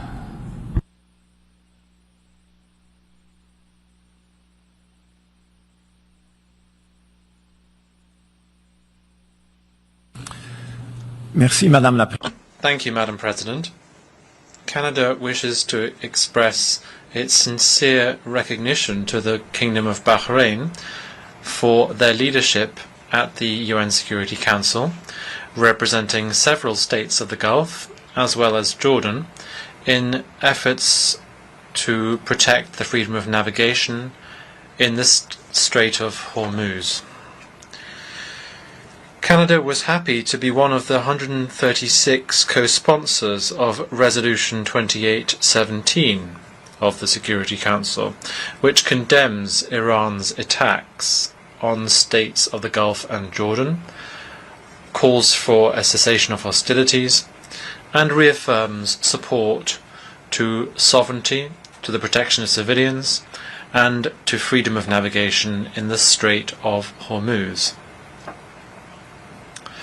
Canada was therefore disappointed that the Security Council was ultimately unable to reach an agreement on the draft resolution S/2026/273 pertaining to the Strait of Hormuz. This outcome is not in sync with Canada's expectations vis-à-vis the Council's duty to act decisively given imminent threats to international peace and security, pursuant to the mandate provided to it by the United Nations Charter. Canada remains resolved to support diplomacy and dialogue so as to reach a lasting solution to the conflict and to avoid any further escalation. We will continue to support our allies and partners in the region, as well as efforts geared towards preserving the safety and security of maritime and air navigation. President, we thank Pakistan and all the others involved in their work to facilitate recent negotiations and a ceasefire. Canada welcomes the current ceasefire, but a temporary pause is not a permanent solution. Canada reaffirms the importance of respecting international navigation rights in the Strait of Hormuz and surrounding waterways, and the safety of the seafarers whose livelihoods depend on open sea lanes. Canada is also taking concrete action. We are contributing 23.6 million barrels of oil to the International Energy Agency's collective release to stabilize global energy markets. Looking ahead, Canada is prepared to play its part in the design of an international approach to de-escalate tensions and to provide guarantees of safe passage for this essential and strategic corridor. Canada will continue to support efforts to build the broadest possible international consensus, including through the General Assembly, to uphold respect for international navigation rights as well as international law. I thank you. I thank the distinguished representative of Canada. I now give the floor to the distinguished representative of Germany, followed by Italy and Malaysia.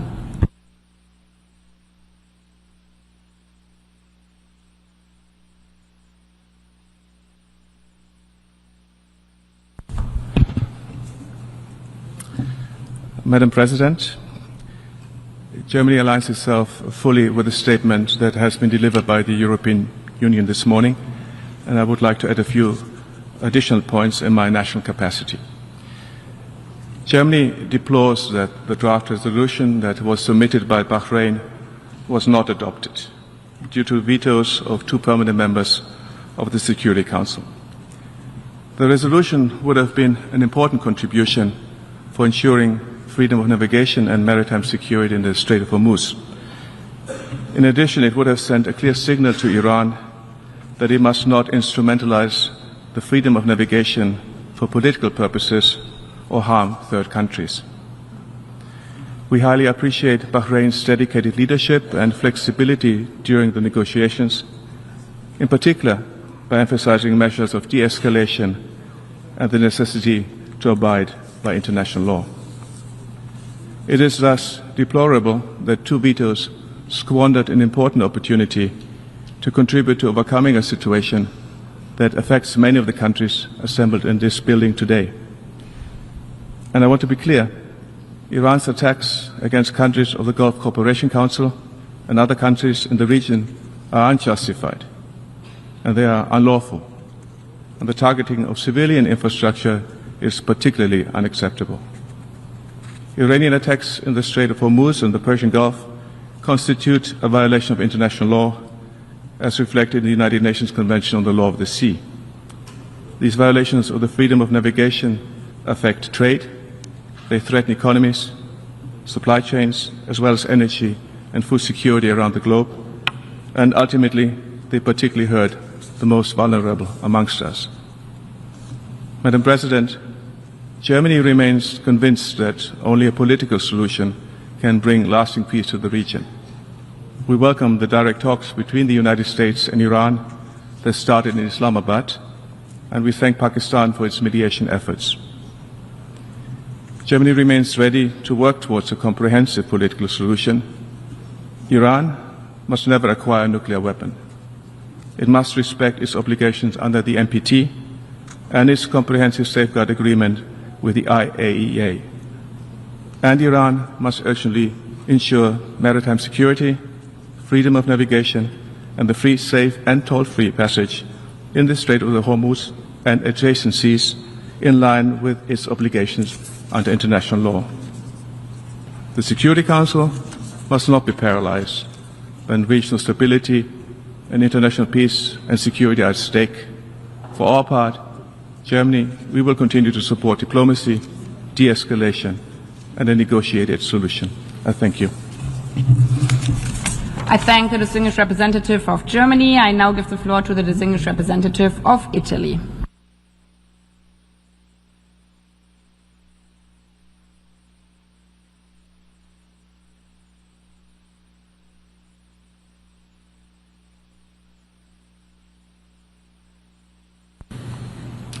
Your Excellency, Madam President, dear colleagues, Italy aligns itself with the statement delivered by the European Union and wishes to add some remarks on its national capacity.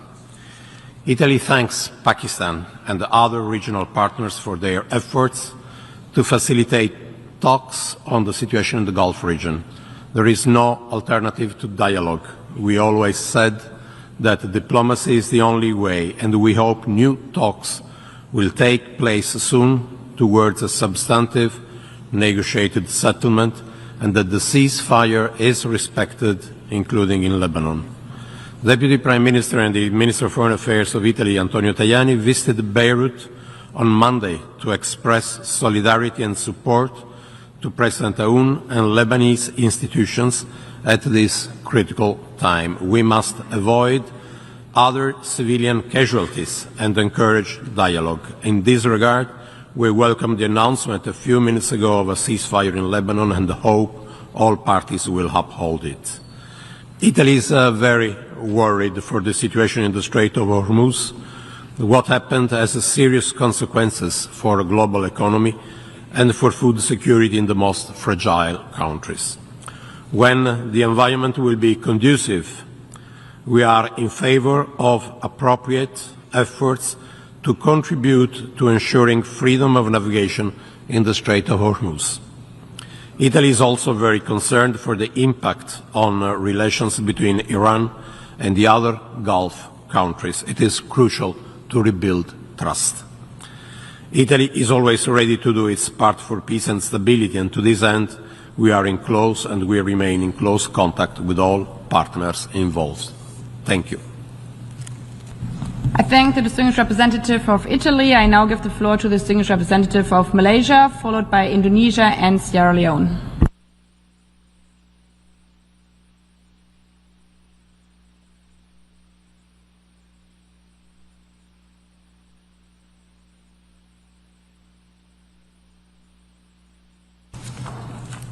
Thank you, Madam President. Malaysia aligns itself with the statement delivered by the Philippines on behalf of ASEAN. Malaysia is deeply concerned over the recent escalation of military actions and retaliatory strikes across the Middle East.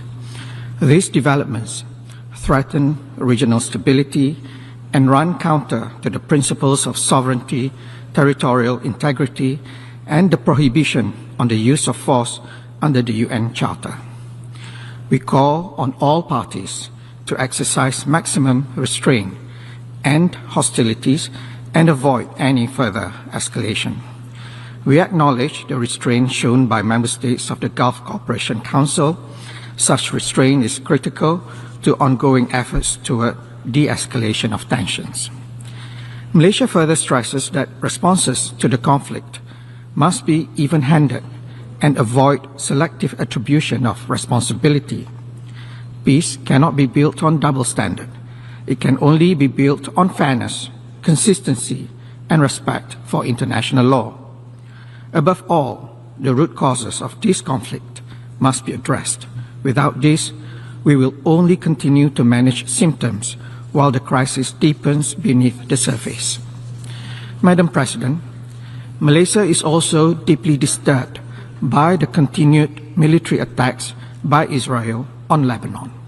These actions constitute serious violations of international law and directly undermine sovereignty as well as the territorial integrity of Lebanon. We condemn the attacks on UNIFIL peacekeepers in southern Lebanon, which have caused death and injuries, as well as damages to UNIFIL assets. These are not just attacks on a mission, but on the very principles of peacekeeping and the UN itself. Those responsible for the attacks must be held accountable. In this challenging time, however, we see a window for diplomacy.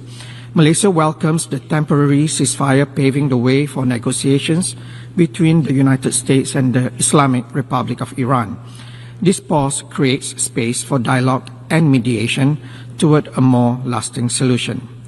We also take note of emerging proposals that could serve as a basis of engagement. They must now be translated into a comprehensive peace agreement.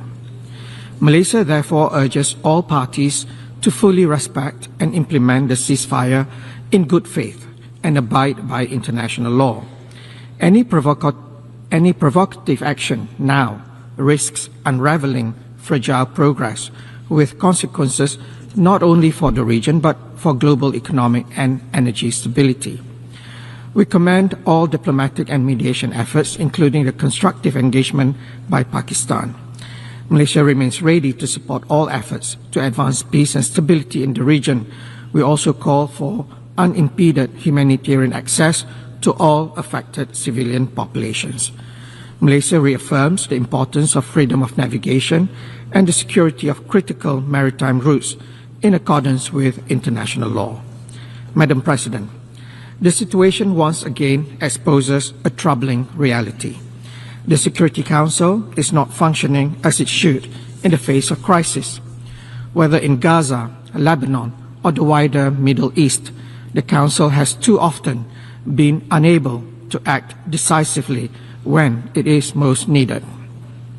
This debate under General Assembly Resolution 76/262, or the Veto Initiative, provides an important platform for Member States to deliberate on matters affecting international peace and security and to uphold the principles of transparency and accountability. Malaysia therefore reiterates its long-standing call for reform of the veto with a view to its eventual abolition. A reformed, expanded, and more representative Security Council would be better equipped to discharge its responsibilities under the Charter effectively and credibly. To conclude, Madam President, Malaysia urges all parties to return to the most basic principles that bind us as a global community: respect for international law, the UN Charter, international humanitarian law, and the protection of civilians above all. Thank you. I thank the distinguished representative of Malaysia. I now give the floor to the distinguished representative of Indonesia.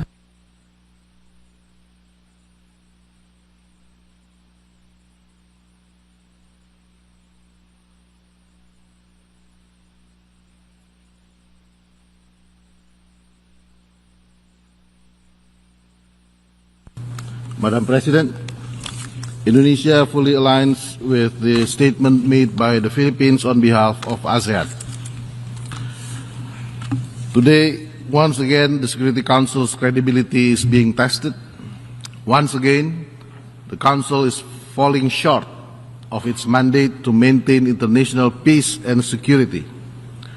Specifically this time, it is about safeguarding strategic maritime corridors that underpin global supply chains and addressing the humanitarian consequences that follow.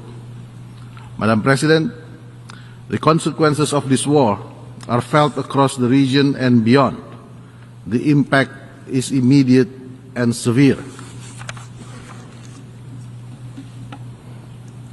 Therefore, we encourage and support the Secretary General to establish special mechanism as an interim measure to ensure the flow of traffic for critical commodities such as fertilizer, oil and gas, to mitigate food and energy insecurity in many countries. Madam President, with goods, oil and gas, people also pass through these waters. Seafarers of all nations now face growing risks, with about 20,000 are stranded at sea.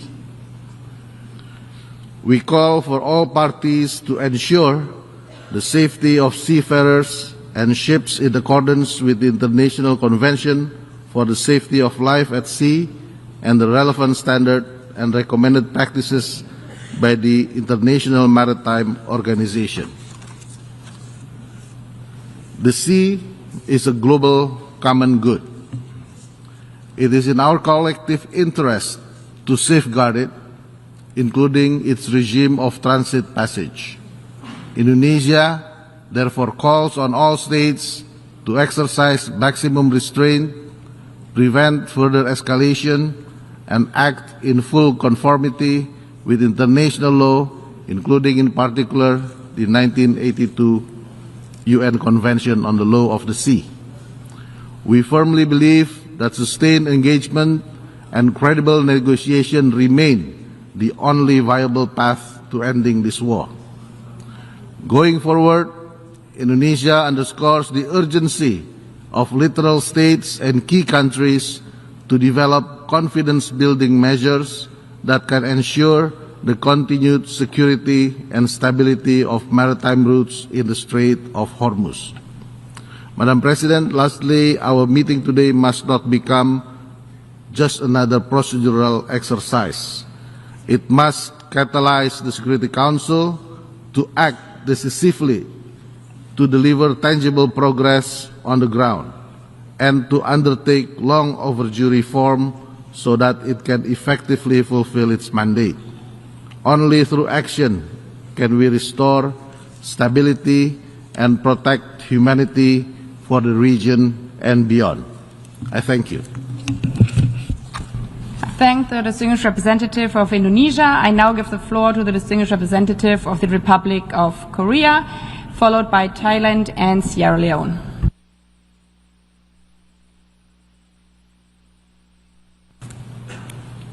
Thank you, Madam President. The Strait of Hormuz is one of the most vital maritime corridors in the world, through which a significant portion of global energy supplies transit daily. It is also a vital channel for exports of fertilizer from the Middle East, as about 1/3 of the world's fertilizer trade normally passes through this strait. Therefore, any disruptions to its safety and security carries profound implications, not only for the region, but also for the stability of our interconnected global economy and society, as we witnessed recently. Against this perilous backdrop, my delegation notes with regret that the members of the Security Council failed to bridge their differences on this issue, despite the urgency and the importance of the situation. The Republic of Korea calls on the Council to take appropriate action to ensure transit passage and freedom of navigation in the Strait, and to continue their efforts to take collective measures to uphold the Council's primary responsibility for the peace and security by close and constructive consultations. My delegation also hopes that failure to adopt the resolution will not send a wrong message that threatens to navigational rights and freedom can be justified or be used as a weapon in any warfare. Madam President, my government would like to reiterate the importance of the following 3 points. First, freedom of navigation is a fundamental principle of international law, as reflected in the United Nations Convention on the Law of the Sea, and must be respected at all times. The principle is sacrosanct for ensuring the uninterrupted flow of global trade and energy. We express grave concern on threats and attacks on vessels, and underscores that no country should be able to decide which ships or cargoes may pass through the strait or impose charges. We would like to reaffirm that the status of the Strait of Hormuz as an international waterway, where all ships and aircraft enjoy the right of transit passage. In this regard, my government is ready to join international efforts with our partner countries to safeguard the principle of freedom of navigation. Second, My delegation would like to underscore that only dialogue, diplomacy, and good faith engagement can lead to a sustainable and peaceful solution.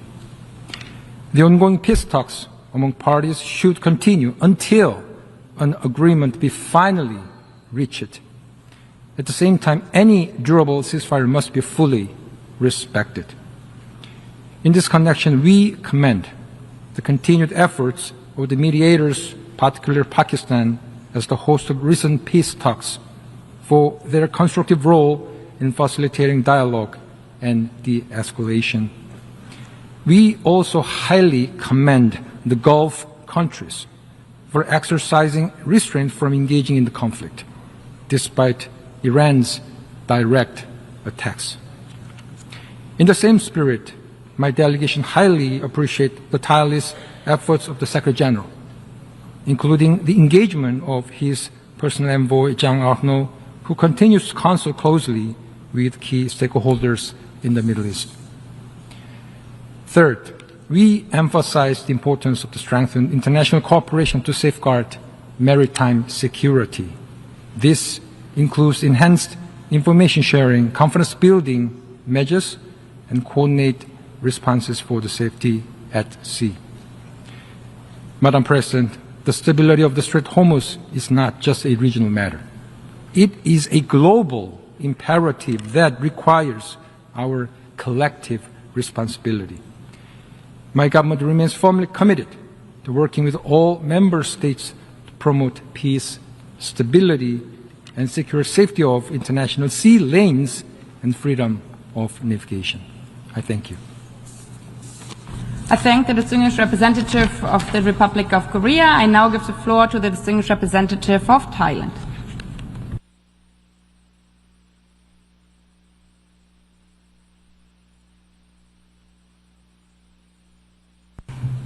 I wish to thank Madam President for convening this meeting on such an urgent and extremely important matter. Thailand fully aligns itself with the ASEAN statement delivered by the Philippines and would like to make the following statement in our national capacity. Madam President, we share the profound concern of the international community over the situation in the Middle East. A prolonged conflict, while inflicting immense suffering on innocent civilians on the ground, carries serious and far-reaching repercussions, not only for regional stability, but also for global security, energy markets, and the world economy. Disruptions in the Strait of Hormuz directly threaten critical global energy supply chains and disproportionately affect energy importing countries, including, of course, Thailand. While not a party to the conflict, Thailand is directly affected by its consequences. A Thai-flagged commercial vessel was struck in the Strait of Hormuz, with 23 Thai crew members badly affected, while other vessels remain stranded.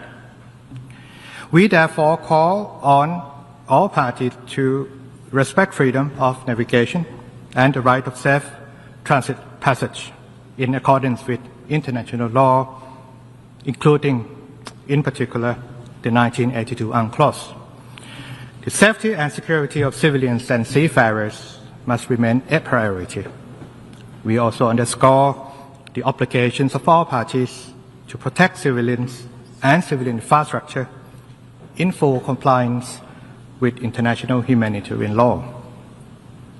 Madam President, Thailand welcomes the two-week ceasefire between the United States and the Islamic Republic of Iran. We commend the mediation efforts of the Islamic Republic of Pakistan and all parties involved. It is a positive step, yet it remains extremely fragile. Without full and effective implementation of the ceasefire and sustained dialogue in good faith, peace will remain elusive and civilian suffering will, of course, persist. In closing, Thailand calls on all parties to respect principles of international law including the Charter of the United Nations, exercise the utmost restraint, immediately de-escalate tensions, and return to dialogue, diplomacy, and negotiations towards a comprehensive and lasting resolution. I thank you for your kind attention. I thank the distinguished representative of Thailand. I now give the floor to the distinguished representative of Sierra Leone, followed by South Africa and Pakistan.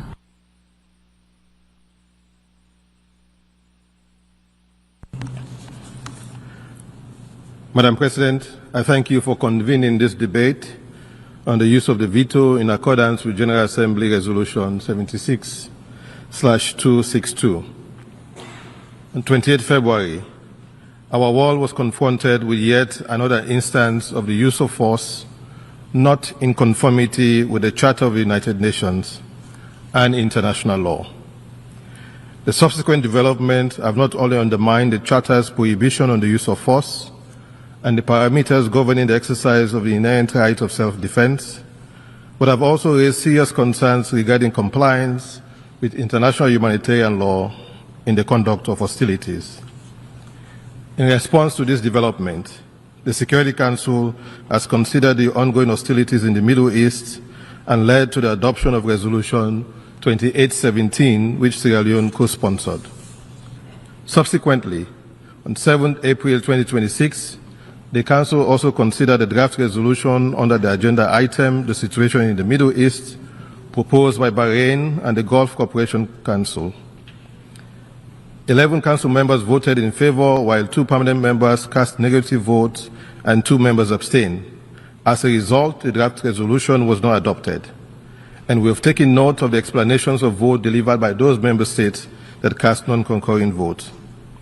While we regret that the text was not adopted, particularly given the aim of halting attacks and threats against merchant and commercial vessels in and around the Strait of Hormuz, we nevertheless hope that the current ceasefire will be extended and that the root causes of the conflict will be addressed in order to secure lasting peace and stability in the region.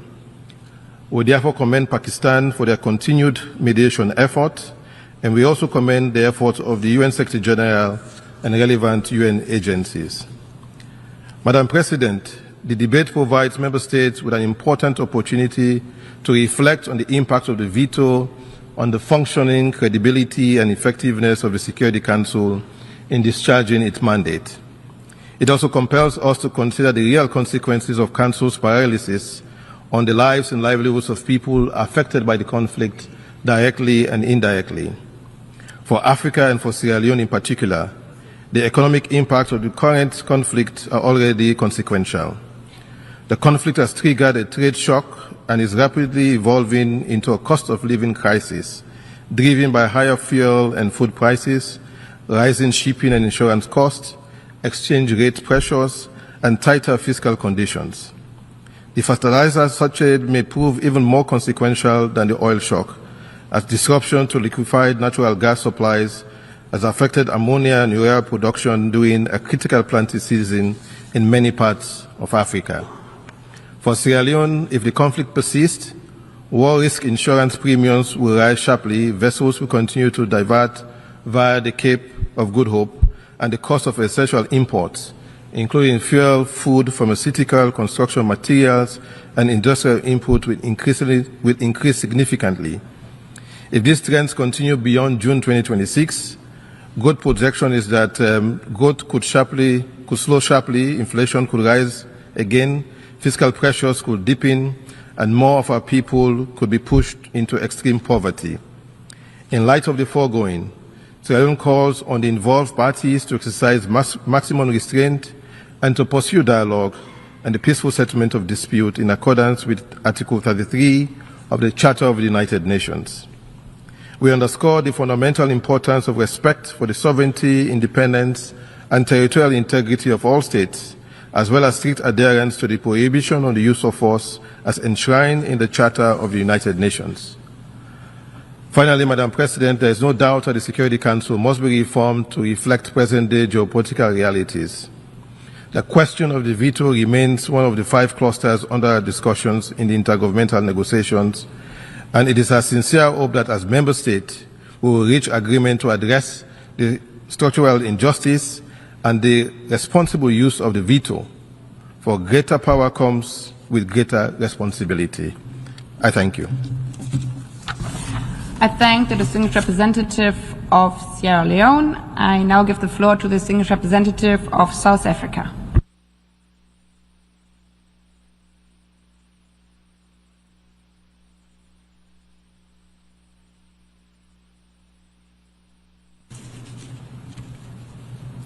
Madam President, we meet today in accordance with the automatic requirement of the General Assembly Resolution 76262 to convene when the veto is used in the Security Council. South Africa appreciates the opportunity for the General Assembly to consider this unprovoked and destructive conflict in the Middle East, where war is severely impeding the development agendas of targeted states. We recall that on 28 February, the current conflict began with a breach of Article 2.4 of the UN Charter. Considering the conflict's incalculable threat to international peace and security and its impact on the global economy, the use of the veto prevented an even further escalation of the conflict that would have solicited most states to become involved, resulting in further devastating political, economic, and social consequences for the entire world. Madam President, South Africa welcomes current initiatives as well as the ongoing efforts aimed at achieving a comprehensive end to the conflict in the Middle East and advancing a just, sustainable, and lasting peace. An immediate cessation of all attacks and threats of attack, as well as strict compliance for such undertakings, is imperative to prevent the future recurrence of such aggressions. Respect for the sovereignty and territorial integrity of the affected countries in the region must be respected by all parties concerned. In accordance with international human rights and international humanitarian law, civilian populations and civilian infrastructure must never be targeted or attacked by any party under any circumstances. South Africa urges all parties to return urgently and in good faith to dialogue and inclusive negotiations, and reaffirms its support for credible, impartial mediation efforts aimed at bringing an end to the conflict and securing a durable and just peace for all the countries in the region. South Africa is equally alarmed by Israel's continued illegal, indiscriminate military operations in Lebanon, which have resulted in civilian casualties, the destruction of essential infrastructure, the displacement of communities, and the death of UN peacekeepers. These attacks constitute a serious breach of Lebanon's sovereignty and territorial integrity, and further destabilizes the region, compounding an already volatile and fragile situation. The killing of peacekeepers deployed by our organization by a fellow member state can never be condoned. South Africa is equally concerned by responses by Iran against several Gulf countries, which can also be considered a violation of the UN Charter.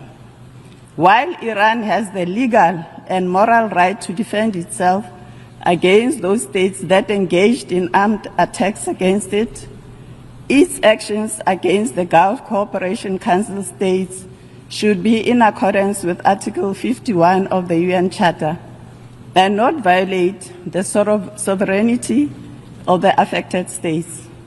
These attacks against the GCC states heighten the risk of a broader regional conflagration.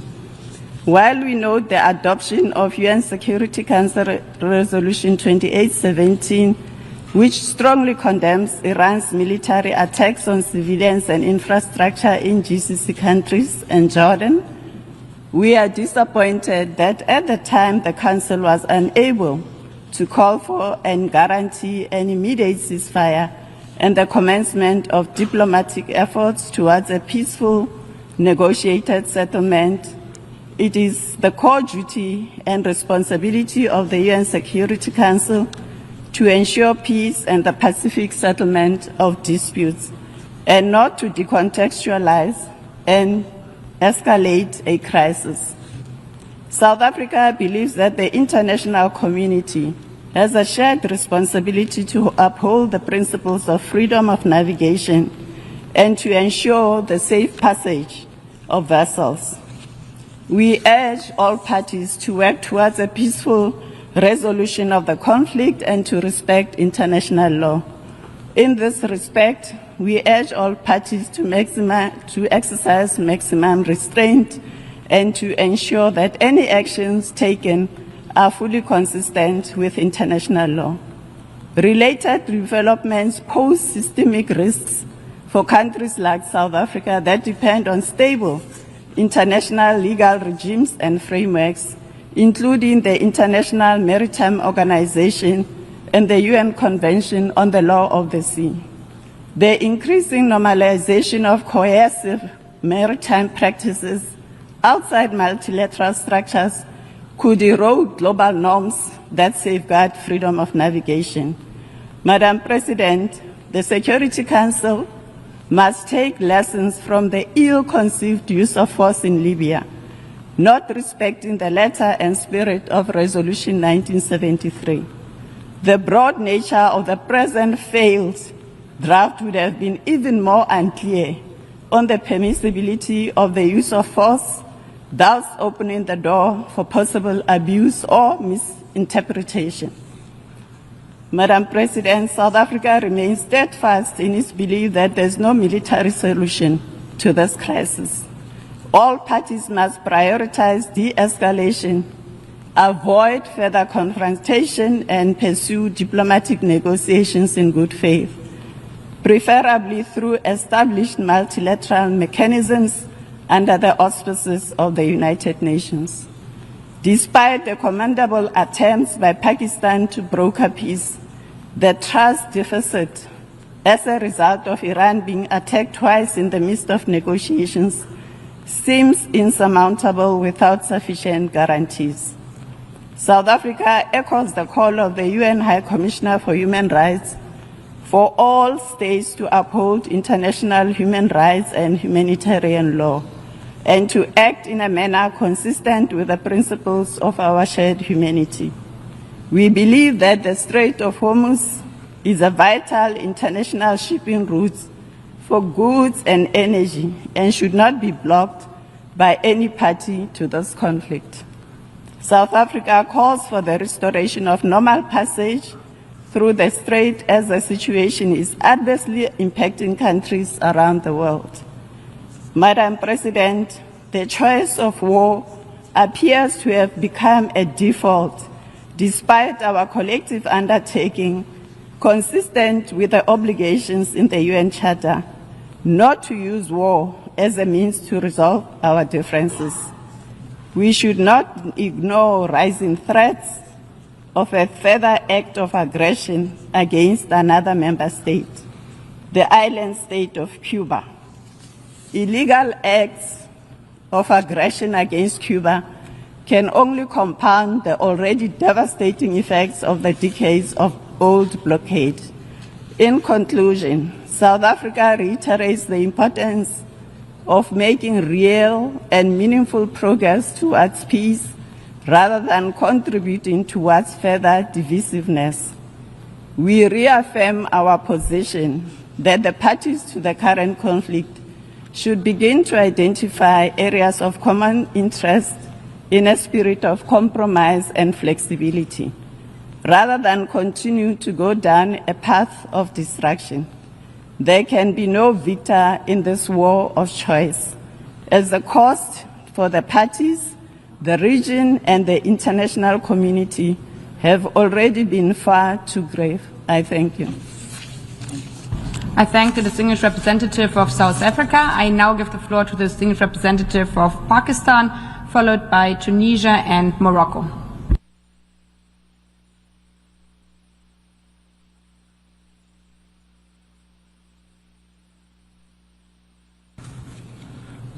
Madam President, Pakistan's clear and unequivocal position on the situation in the Middle East has been expressed in the Security Council and elsewhere. Pakistan remains deeply concerned at the developments over the past weeks in the region. This conflict, whose consequences have impacted everyone in the region and beyond, should never have happened.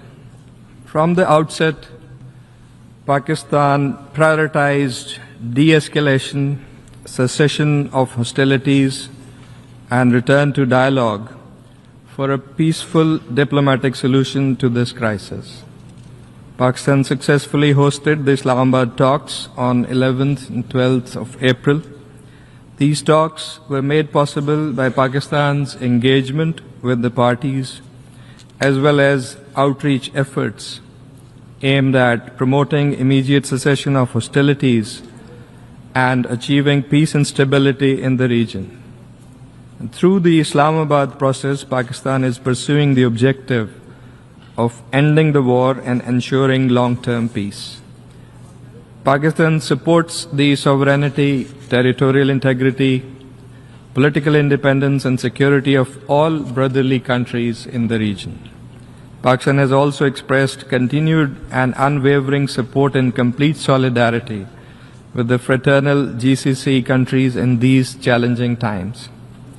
Madam President, the Strait of Hormuz is an important international shipping route for goods and energy. Pakistan calls for the security of ships and crew members and the swift and safe passage of civilian ships and restoration of normal passage through the strait. The situation in the Strait of Hormuz is adversely impacting countries around the world, including Pakistan. The consequences for regional and global economy are evidently harsh, and Pakistanis are also suffering. The impact is felt not only in terms of energy flows, but also fertilizers and other essential commodities, thus affecting food security, cost of living, and squeezing the livelihood of the most vulnerable. IMF, for example, has warned of serious risks, raising alarms about the rise in public debt as countries around the world respond to the energy crisis. And this was a headline on the front page of today's New York Times. Interestingly, another headline on the same page referred to the stock market scaling a new peak, reflecting optimism that peace was near. This is just one perspective outside these halls as the international community follows this crisis. The options are therefore clear. If the military escalation and disruptions persist, the suffering will prolong and extend far beyond the region, translating into widespread economic hardship. Return to peace, on the other hand, will benefit all. Madam President, we agree on the urgency of the situation and the fundamental objective of reopening of the Strait of Hormuz and normalization of the situation at the earliest. This is an important issue not only for the GCC countries but also for all states in the region and beyond, including Pakistan. It is also logical that any discussion or arrangement related to the Strait of Hormuz will have to take into account the legitimate interests of the GCC countries in accordance with international law. We are grateful and humbled that Pakistan has been recognized for its constructive diplomatic engagement in supporting the de-escalation, the ceasefire efforts, and the broader pursuit of stability between the United States and Iran. Through sustained interaction, including at the leadership level with both Washington and Tehran, as well as with other partners in the region and beyond, notably Saudi Arabia, Egypt, and Turkey, and China, and others. Islamabad has sought to encourage dialogue, facilitate the exchange of messages, and help create conditions and space conducive to meaningful negotiations. This approach underscores Pakistan's consistent commitment to regional stability and international peace, reflecting our preference for principled, dialogue-oriented diplomacy in addressing complex geopolitical challenges and managing complex disputes. Madam President, Pakistan remains committed to continue playing its constructive role in promoting dialogue, fostering understanding, and supporting all efforts aimed at achieving lasting peace in the region. I thank you. I thank the distinguished representative of Pakistan. I now give the floor to the distinguished representative of Tunisia, followed by Morocco, as the last speaker before our break at 1. Your Excellencies, Tunisia reaffirms its total solidarity with our brothers in the Kingdom of Saudi Arabia, the Kingdom of Bahrain, the State of Kuwait, the State of Qatar, the United Arab Emirates, the Sultanate of Oman, the Hashemite Kingdom of Jordan, and the Republic of Iraq, while confronting all threats to their security, stability, sovereignty, and prosperity. Now, based on the constant principles of its foreign policy, Tunisia stresses its commitment to respecting all states' sovereignty, UN Charter, and rule of law, and the primacy of peaceful means in the settlement of disputes. The current tragic situation, threatening today the stability and peace of the entire world, is a direct consequence of the international community's failure to restore the imprescriptible rights of the Palestinian people on all their land, as it is a direct consequence of an unprecedented moral, ethical, and human worldwide scandal, predatory attitude, and personal agendas not sufficiently denounced and clearly condemned. Thank you. I thank the distinguished representative of Tunisia. Now I give the floor to the distinguished representative of Morocco.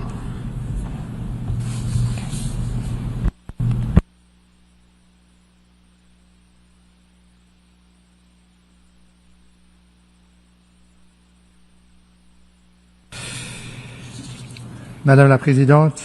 Madam President,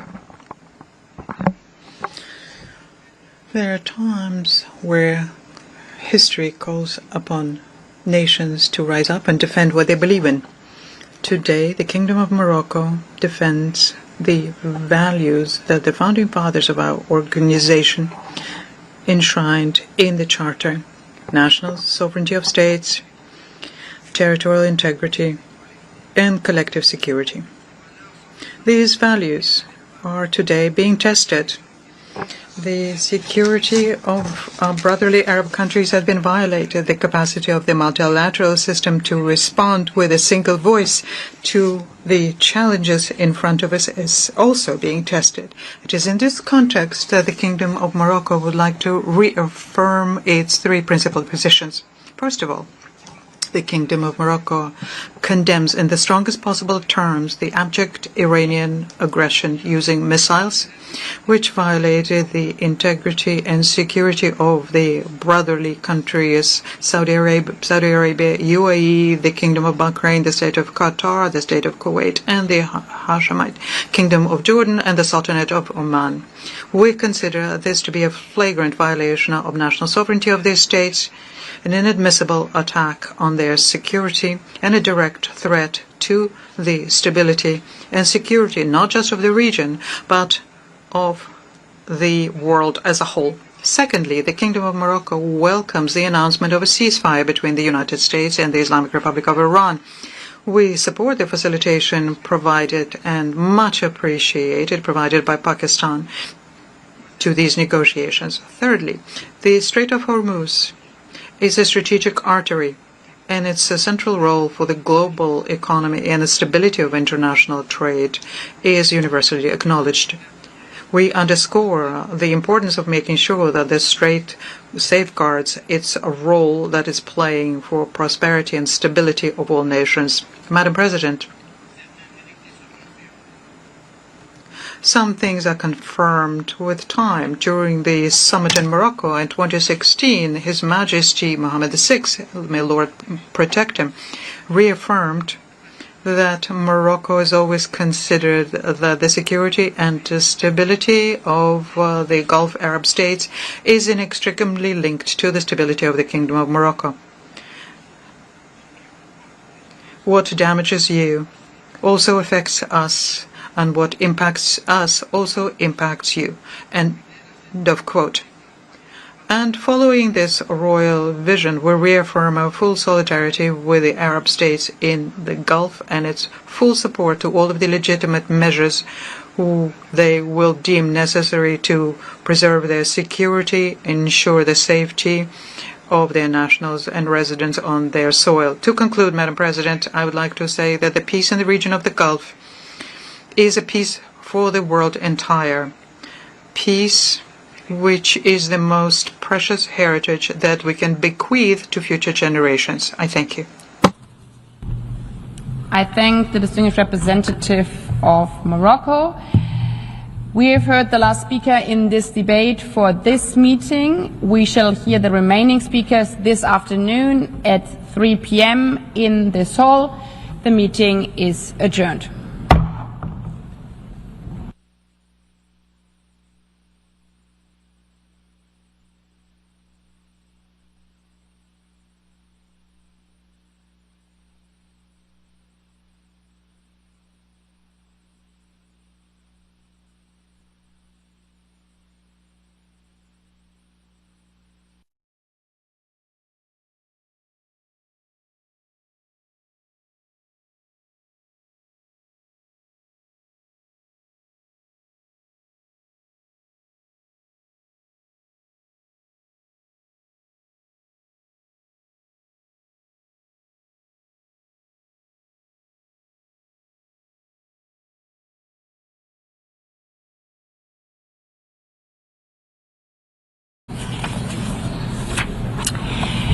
The Assembly will resume its consideration of Agenda Item 64, entitled Use of the Veto, to hold a debate pursuant to Resolution 76/262 of April 26, 2022, on the situation as to which the veto was cast by 2 permanent members at The Assembly will resume its consideration of Agenda Item 64, entitled Use of the Veto, to hold a debate pursuant to Resolution 76/262 of April 26, 2022, on the situation as to which the veto was cast by 2 permanent members at the 10,130th meeting of the Security Council on April 7, 2026, under the agenda item entitled The Situation in the Middle East.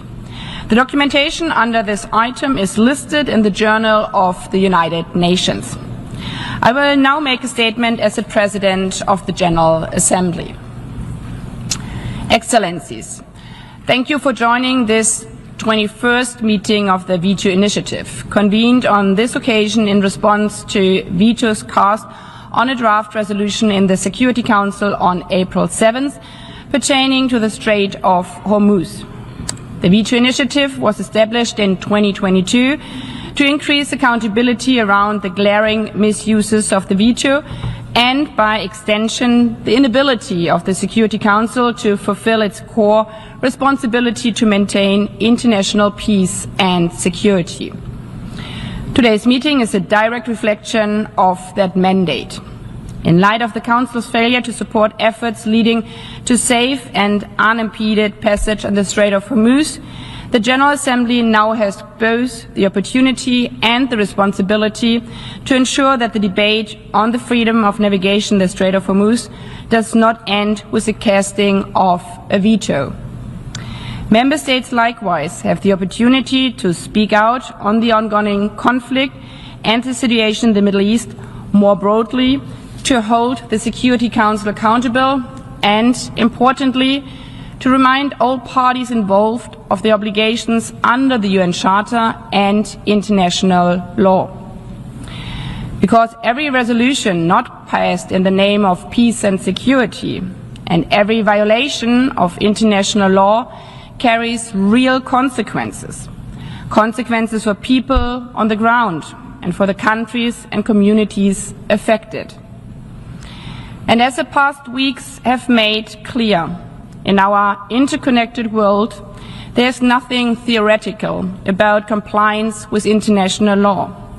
What unfolds in one region echoes across all others, with deep and multi-sistered consequences everywhere. Oil prices have surged by more than 40%, rising to around $100 per barrel, with spikes above $110. Disruptions linked to the conflict have removed up to 1.5 million barrels per day from global supply, driving sharp increases in fuel, transport and broader trade costs. The disruption of fertilizers has exacerbated food insecurity for millions of vulnerable people. The IMF cut its growth outlook for 2026, noting the threat of global recession. The economic repercussions are felt everywhere. For example, as far away as New Zealand, where airlines have been forced to slash services, and the Philippines, which had even declared an energy emergency. Yet while the veto resolution focused on the Strait of Hormuz, what we are witnessing is not a single crisis, but the convergence of multiple overlapping and long-standing fault lines, which did not start on the 28th of February. It includes attacks against civilian and commercial infrastructure, from oil and energy systems to airports to vessels and shipping containers, to most shockingly schools and communities. Attacks that are prohibited under international humanitarian law, which protects civilians. It includes tensions over Iran's nuclear and ballistic missile programs. It includes grave human rights violations, most notably the killing of thousands of peaceful protesters in Iran. It includes the persistent threats, including missile attacks against Israel. It includes the deaths of thousands of civilians, including children, in Iran and Lebanon, as well as missile attacks and casualties across the region, in Bahrain, Kuwait, Oman, Qatar, Saudi Arabia and the United Arab Emirates, Jordan and Iraq. And it includes the diversion of international attention from the ongoing catastrophic humanitarian situation in Gaza, and the need to fully implement Security Council Resolution 2803, as well as from negative developments in the West Bank, where we continue to see intensified settler violence against Palestinians and the expansion of illegal settlements by Israel. Taken together, the Excellencies, these realities cannot be ignored, nor can they be separated. They form the broader context within which this current crisis is unfolding. Now, more than ever, dear colleagues, there is a need to refocus our efforts on diplomacy, on negotiations and on the peaceful settlement of all disputes in the Middle East, in full accordance with the UN Charter and international law. It is there for a reason. In this regard, I commend all parties who have continued to pursue diplomatic solutions, including those efforts that had helped to broker the initial ceasefire between the United States and Iran, which must be respected by all parties and extended throughout the region, including in Lebanon. Indeed, if the Security Council is unable or unwilling to fulfill its Charter responsibility in the maintenance of international peace and security, then the General Assembly, us, you, must step forward. We must then move from debate to action. I therefore encourage all Member States to put forward concrete, forward-looking solutions, including draft resolutions, that help move beyond the current impasse, not only with regard to the Strait of Hormuz, but across the region as a whole. knowing what a difficult, fragmented time we live in, and fully aware of what might yet come. We should not reduce diplomatic engagement, but rather seize the opportunity to build on the initial fragile ceasefire, including through the efforts of the newly appointed personal envoy of the Secretary General on the Middle East. History has shown us time and again that pursuing diplomacy and upholding international law remain the only viable path to peace and security and the protection of civilians and human dignity, no matter how hard it may seem.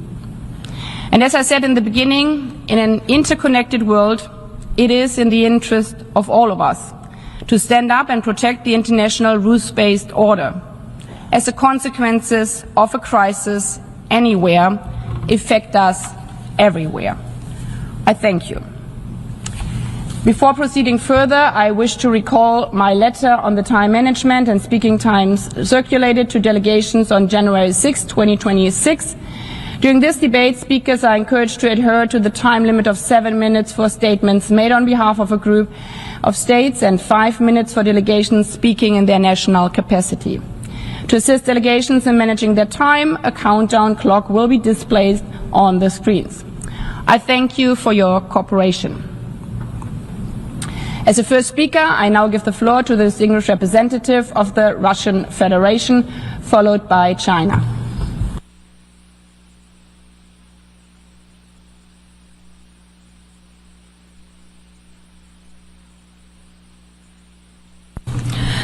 Госпожа председатель, 7 апреля Российская Федерация проголосовала против внесенного Бахрейном, Иорданией, Катаром, Кувейтом, Объединенными Арабскими Эмиратами и Саудовской Аравией проекта резолюции Совета Безопасности в отношении ситуации в Ормузском проливе и прилегающих к нему водах. В первую очередь хотим напомнить о принципиальной позиции России в отношении конфликта на Ближнем Востоке. Наша страна осуждает агрессию США и Израиля против Ирана, развязанную нарушением уставов норм международного права и повлекшую большое количество жертв, среди мирного населения. Мы привержены суверенитету и территориальной целостности всех государств региона, states of the region, both Iran and the Arabian Peninsula monarchies. For this reason, we consider strikes against civilians and civilian infrastructure to be unacceptable. The leadership of our country undertook the most active efforts possible with a view to preventing them. However, some members of the Security Council prefer to turn a blind eye to the root cause of the escalation of tensions. Unfortunately, this was one of the key shortcomings of the earlier Security Council resolution number 2817. Nonetheless, Russia, understanding the concern of its partners of the GCC countries, abstained during that vote. However, in the draft Security Council resolution on maritime security in the Middle East that we are discussing today, not only was the broad context of the conflict ignored, in it the Security Council was being invited to give a green light to the use of certain protective measures under the pretext of ensuring the safety of navigation. This would have become a carte blanche for the continuation of aggressive actions and further escalation. The removal of references to Chapter 7 of the UN Charter and to the mentioning of all necessary measures did not solve this problem. In addition to this, essentially every paragraph of the draft resolution was replete with confrontational and factually incorrect elements, which is something that we spoke about in detail in the statement we made in explanation of the vote on the 7th of April. The adoption of such a document would only have created an additional pretext for aggressors who were already subjecting Iran's civilian infrastructure and civilians to massive strikes. Enshrining the possibility of using force on the basis of vague criteria, accompanied by an attempt to create the impression of Iran as the sole source of threats to international peace and security, left ample room for interpretation by some states and for legitimizing unlawful and dangerous actions. In the very recent past, we have already seen such an example, and everyone can recall what monstrous consequences the broad interpretation of Security Council Resolution 1973 on Libya, adopted in 2011, led to. The Russian Federation could not allow the Security Council to sign up to the legitimization of aggression. For this reason, throughout the entire negotiating process and up to the very last moment, we kept calling on our Arab friends to refrain from advancing this draft resolution. Unfortunately, our Bahraini colleagues and their like-minded partners nevertheless decided to bring the matter to a vote. In that situation, we had no choice but to oppose its adoption. China acted in a similar manner. The events that followed did once again confirmed that our countries, as responsible permanent members of the Security Council, took the right decision. Shortly after the vote on the 7th of April, the establishment of a ceasefire regime between the United States and Iran was announced, and on the 11th of April in Islamabad, direct talks were held between the high-level American and Iranian representatives. We are convinced that preventing short-sighted and ill-considered steps within the Security Council made it possible to safeguard the necessary condition to achieve the first, although minimal and very fragile, agreements, as well as for launching a diplomatic process for a comprehensive settlement. Madam President, the Russian Federation stands for ensuring the freedom of navigation, and not only in the Strait of Hormuz and adjacent waters, but throughout the world ocean. We consider it necessary to seek an end to attacks on the commercial fleet of any states, as well as the opening of corridors for Cuba and Venezuela. This problem must be addressed in a comprehensive manner with the participation of all interested states. We are convinced that such an approach should be fully applied to the current situation in the Middle East as well. Resolving the problem of the Strait of Hormuz, aggravated by the escalatory steps of the American leadership to block maritime communication with Iranian ports, is impossible without eliminating the root causes of the current crisis and without taking into account the opinion of Tehran. At the same time, understanding the concerns of our Arab friends, and Russia, jointly with China, put forward an alternative draft Security Council resolution on the current situation in the Middle East, including in the context of maritime security. This draft is framed in a concise and balanced manner and is aimed at facilitating the search for a negotiated solution, which is currently being pursued with the assistance of a number of countries, including Pakistan. The document is currently in blue at the Security Council table. We believe that at the present moment, the Council should focus precisely on such objective initiatives that are consistent with its mandate to maintain international peace and security, and we count on the support of all members of the Security Council. I thank you.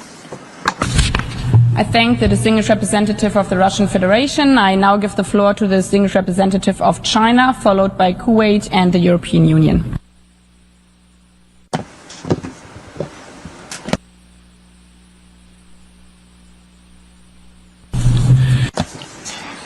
Madam President, on April the 7th, China, along with Russia, voted against a draft resolution on the issue of the Strait of Hormuz at the Security Council.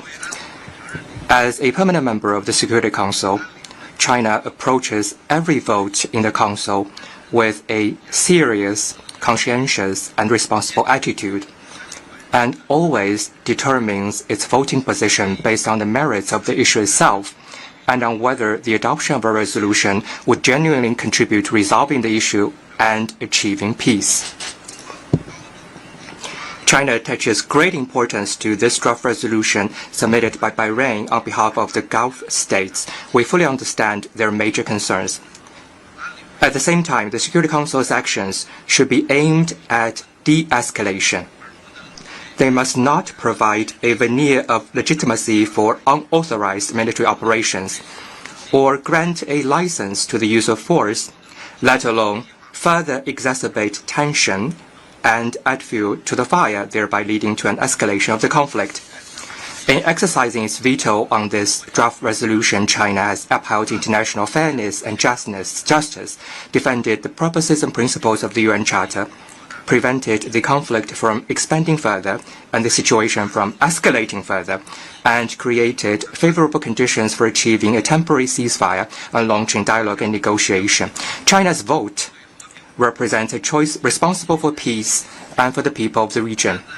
It stands on the right side of history and will stand the test of history.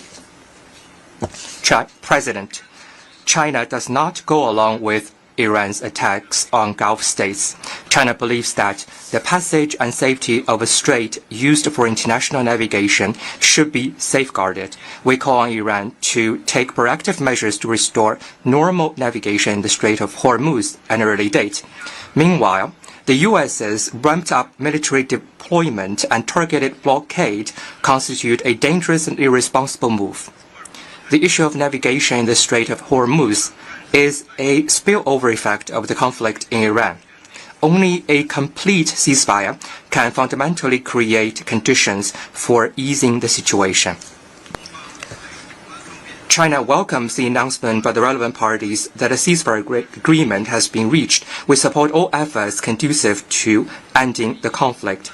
The U.S.-Iran negotiation in Pakistan marks a step in the right direction toward de-escalation. The current situation has reached a critical juncture between war and peace, and a window of opportunity for peace is opening. The pressing priority is to prevent, by all means, a relapse in fighting, and to maintain the momentum of the ceasefire negotiation that did not come easy. This serves the fundamental interests of the people in the region and meets the shared aspirations of the international community. The relevant parties should adhere to the ceasefire agreement, stick to the direction of dialogue and peace talks, stay committed to resolving disputes through political and diplomatic means, and take concrete actions to ease regional tension. The international community should continue to intensify efforts to promote talks for peace and unequivocally oppose any actions that undermine the ceasefire or escalate confrontation. All parties should also earnestly respect Lebanon's sovereignty, security, and territorial integrity and prevent the escalation of the situation in Lebanon from affecting the ceasefire agreement. President, as a sincere friend and strategic partner of the countries in the Middle East, China is following closely the regional situation, upholds an objective and impartial position, and has been engaging in intensive mediation with all parties to actively promote talks for peace. Recently, President Xi Jinping solemnly put forward 4 propositions on safeguarding and promoting peace and stability in the Middle East. Namely, staying committed to the principle of peaceful coexistence, staying committed to the principle of national sovereignty, staying committed to the principle of the international rule of law, and staying committed to a balanced approach to development and security. This demonstrates China's consistent position and active efforts to promote peace and conflicts and advocate for dialogue to resolve differences. It offers a Chinese approach to resolving the crisis and ending the conflict. Guided by the essence of President Xi Jinping's 4 propositions, China stands ready to continue to facilitate de-escalation, promote the improvement of relations among regional countries, and play a constructive role in ultimately achieving enduring peace and stability in the Middle East. Thank you, President. I thank the distinguished representative of China. I now give the floor to the distinguished representative of Kuwait, also on behalf of Bahrain, Jordan, Qatar, Saudi Arabia, and the United Arab Emirates.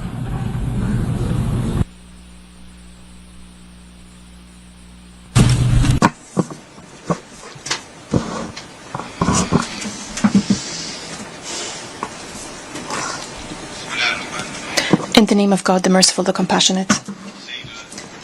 Madam President, on behalf of the Kingdom of Bahrain, the United Arab Emirates, the Kingdom of Saudi Arabia, the State of Qatar, the Hashemite Kingdom of Jordan, and my country, the State of Kuwait, I express our appreciation for holding this meeting pursuant to General Assembly Resolution 76/262, following the initiative led by Liechtenstein with broad support from member states. This initiative reflects the commitment of the international community to transparency and accountability when the Security Council is unable to discharge its responsibilities due to the use of the veto. Madam President, the draft resolution on securing maritime navigation in the Strait of Hormuz was tabled on the 7th of April 2026 as part of a responsible and purposeful collective action aimed at addressing a clear and direct threat to international peace and security,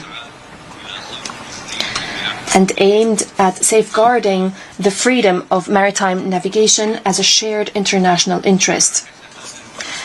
This endeavor reflected our country's commitment to act within relevant multilateral frameworks, foremost among them the Security Council, in order for the Council to fulfill its core responsibilities in confronting such threats and unjustified and unlawful practices that target the stability of the region and the global economy. The Kingdom of Bahrain, in its capacity as penholder, made diligent efforts during extensive consultations with members of the Security Council that lasted nearly 3 weeks to reach a balanced text that takes into account all concerns, in particular those of the countries of the region. These efforts included extensive consultations and the circulation of 6 successive versions of the draft resolution. The vote was postponed on more than one occasion in an effort to ensure the unity of the Council on this important matter. Several proposals were tabled to find common ground. Nevertheless, the Security Council was unable to discharge its responsibility and adopt the draft resolution, despite the gravity of the existing threat and its direct impact on international peace and security. Madam President,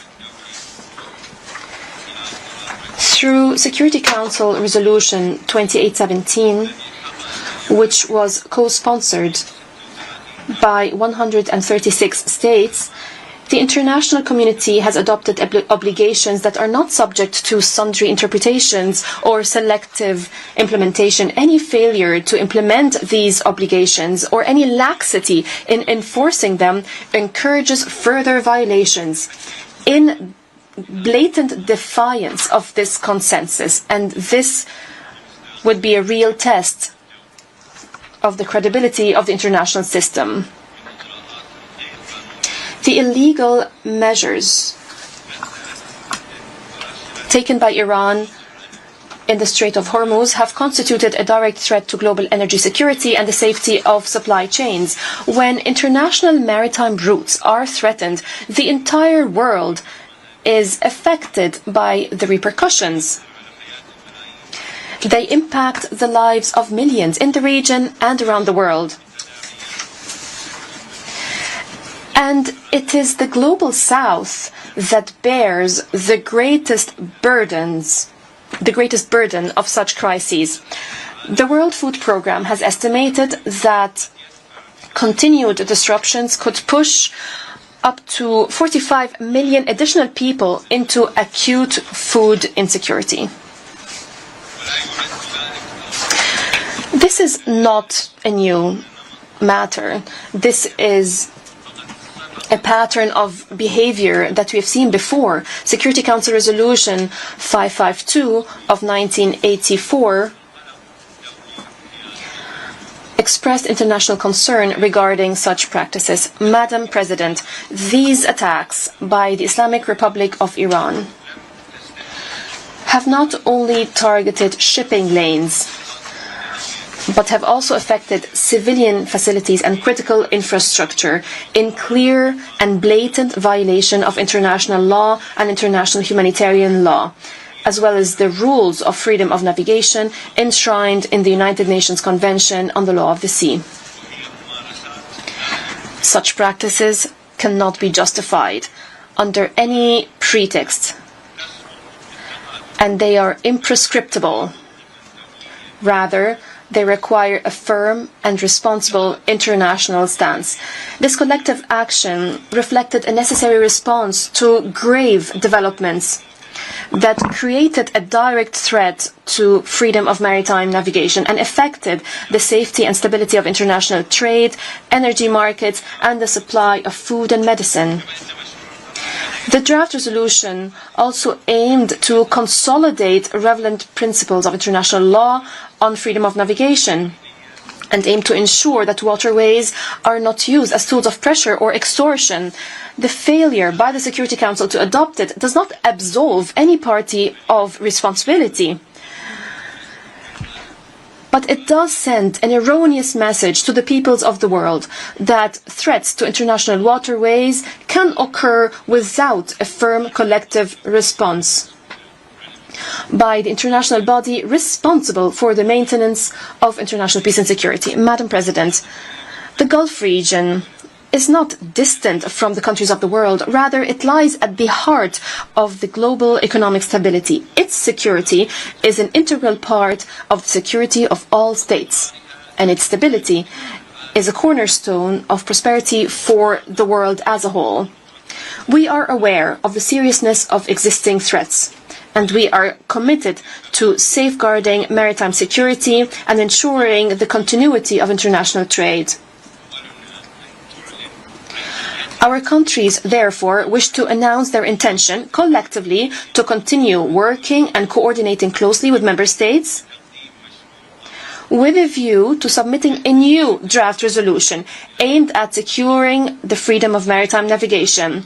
This effort will be based on a comprehensive, consultative approach that takes into account all concerns, thereby enhancing the prospects of achieving broad international consensus and reaffirming the principles of international law applicable to straits used for international navigation in order to protect freedom of navigation, safeguard maritime security, and ensure full compliance with Security Council resolutions 552 and 2817. At the same time, we affirm that the right of our countries to defend their security and sovereignty remains guaranteed under Article 51 of the Charter of the United Nations to address any ongoing threats.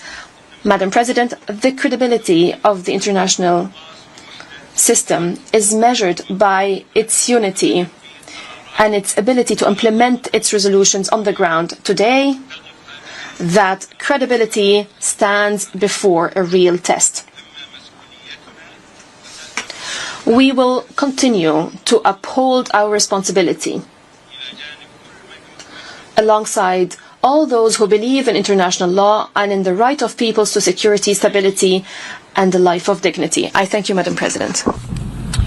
I thank the distinguished representative of Kuwait on behalf of Bahrain, Jordan, Qatar, Saudi Arabia, and the United Arab Emirates.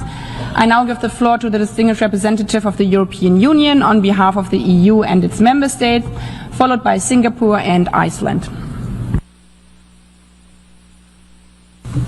Thank you, Madam President. I have the honor to speak on behalf of the European Union and its member states. The candidate countries North Macedonia, Montenegro, Albania, Ukraine, the Republic of Moldova and Bosnia and Herzegovina, as well as Andorra and Monaco, aligned themselves with this statement.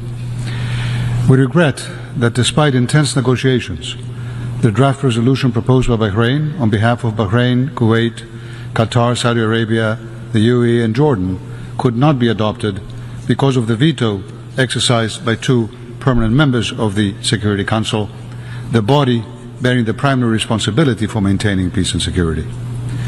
Freedom of navigation and maritime security in the Strait of Hormuz, one of the most critical maritime routes, are essential for the stability of the Middle East, for global trade, for energy and food security, and for other critical supply chains.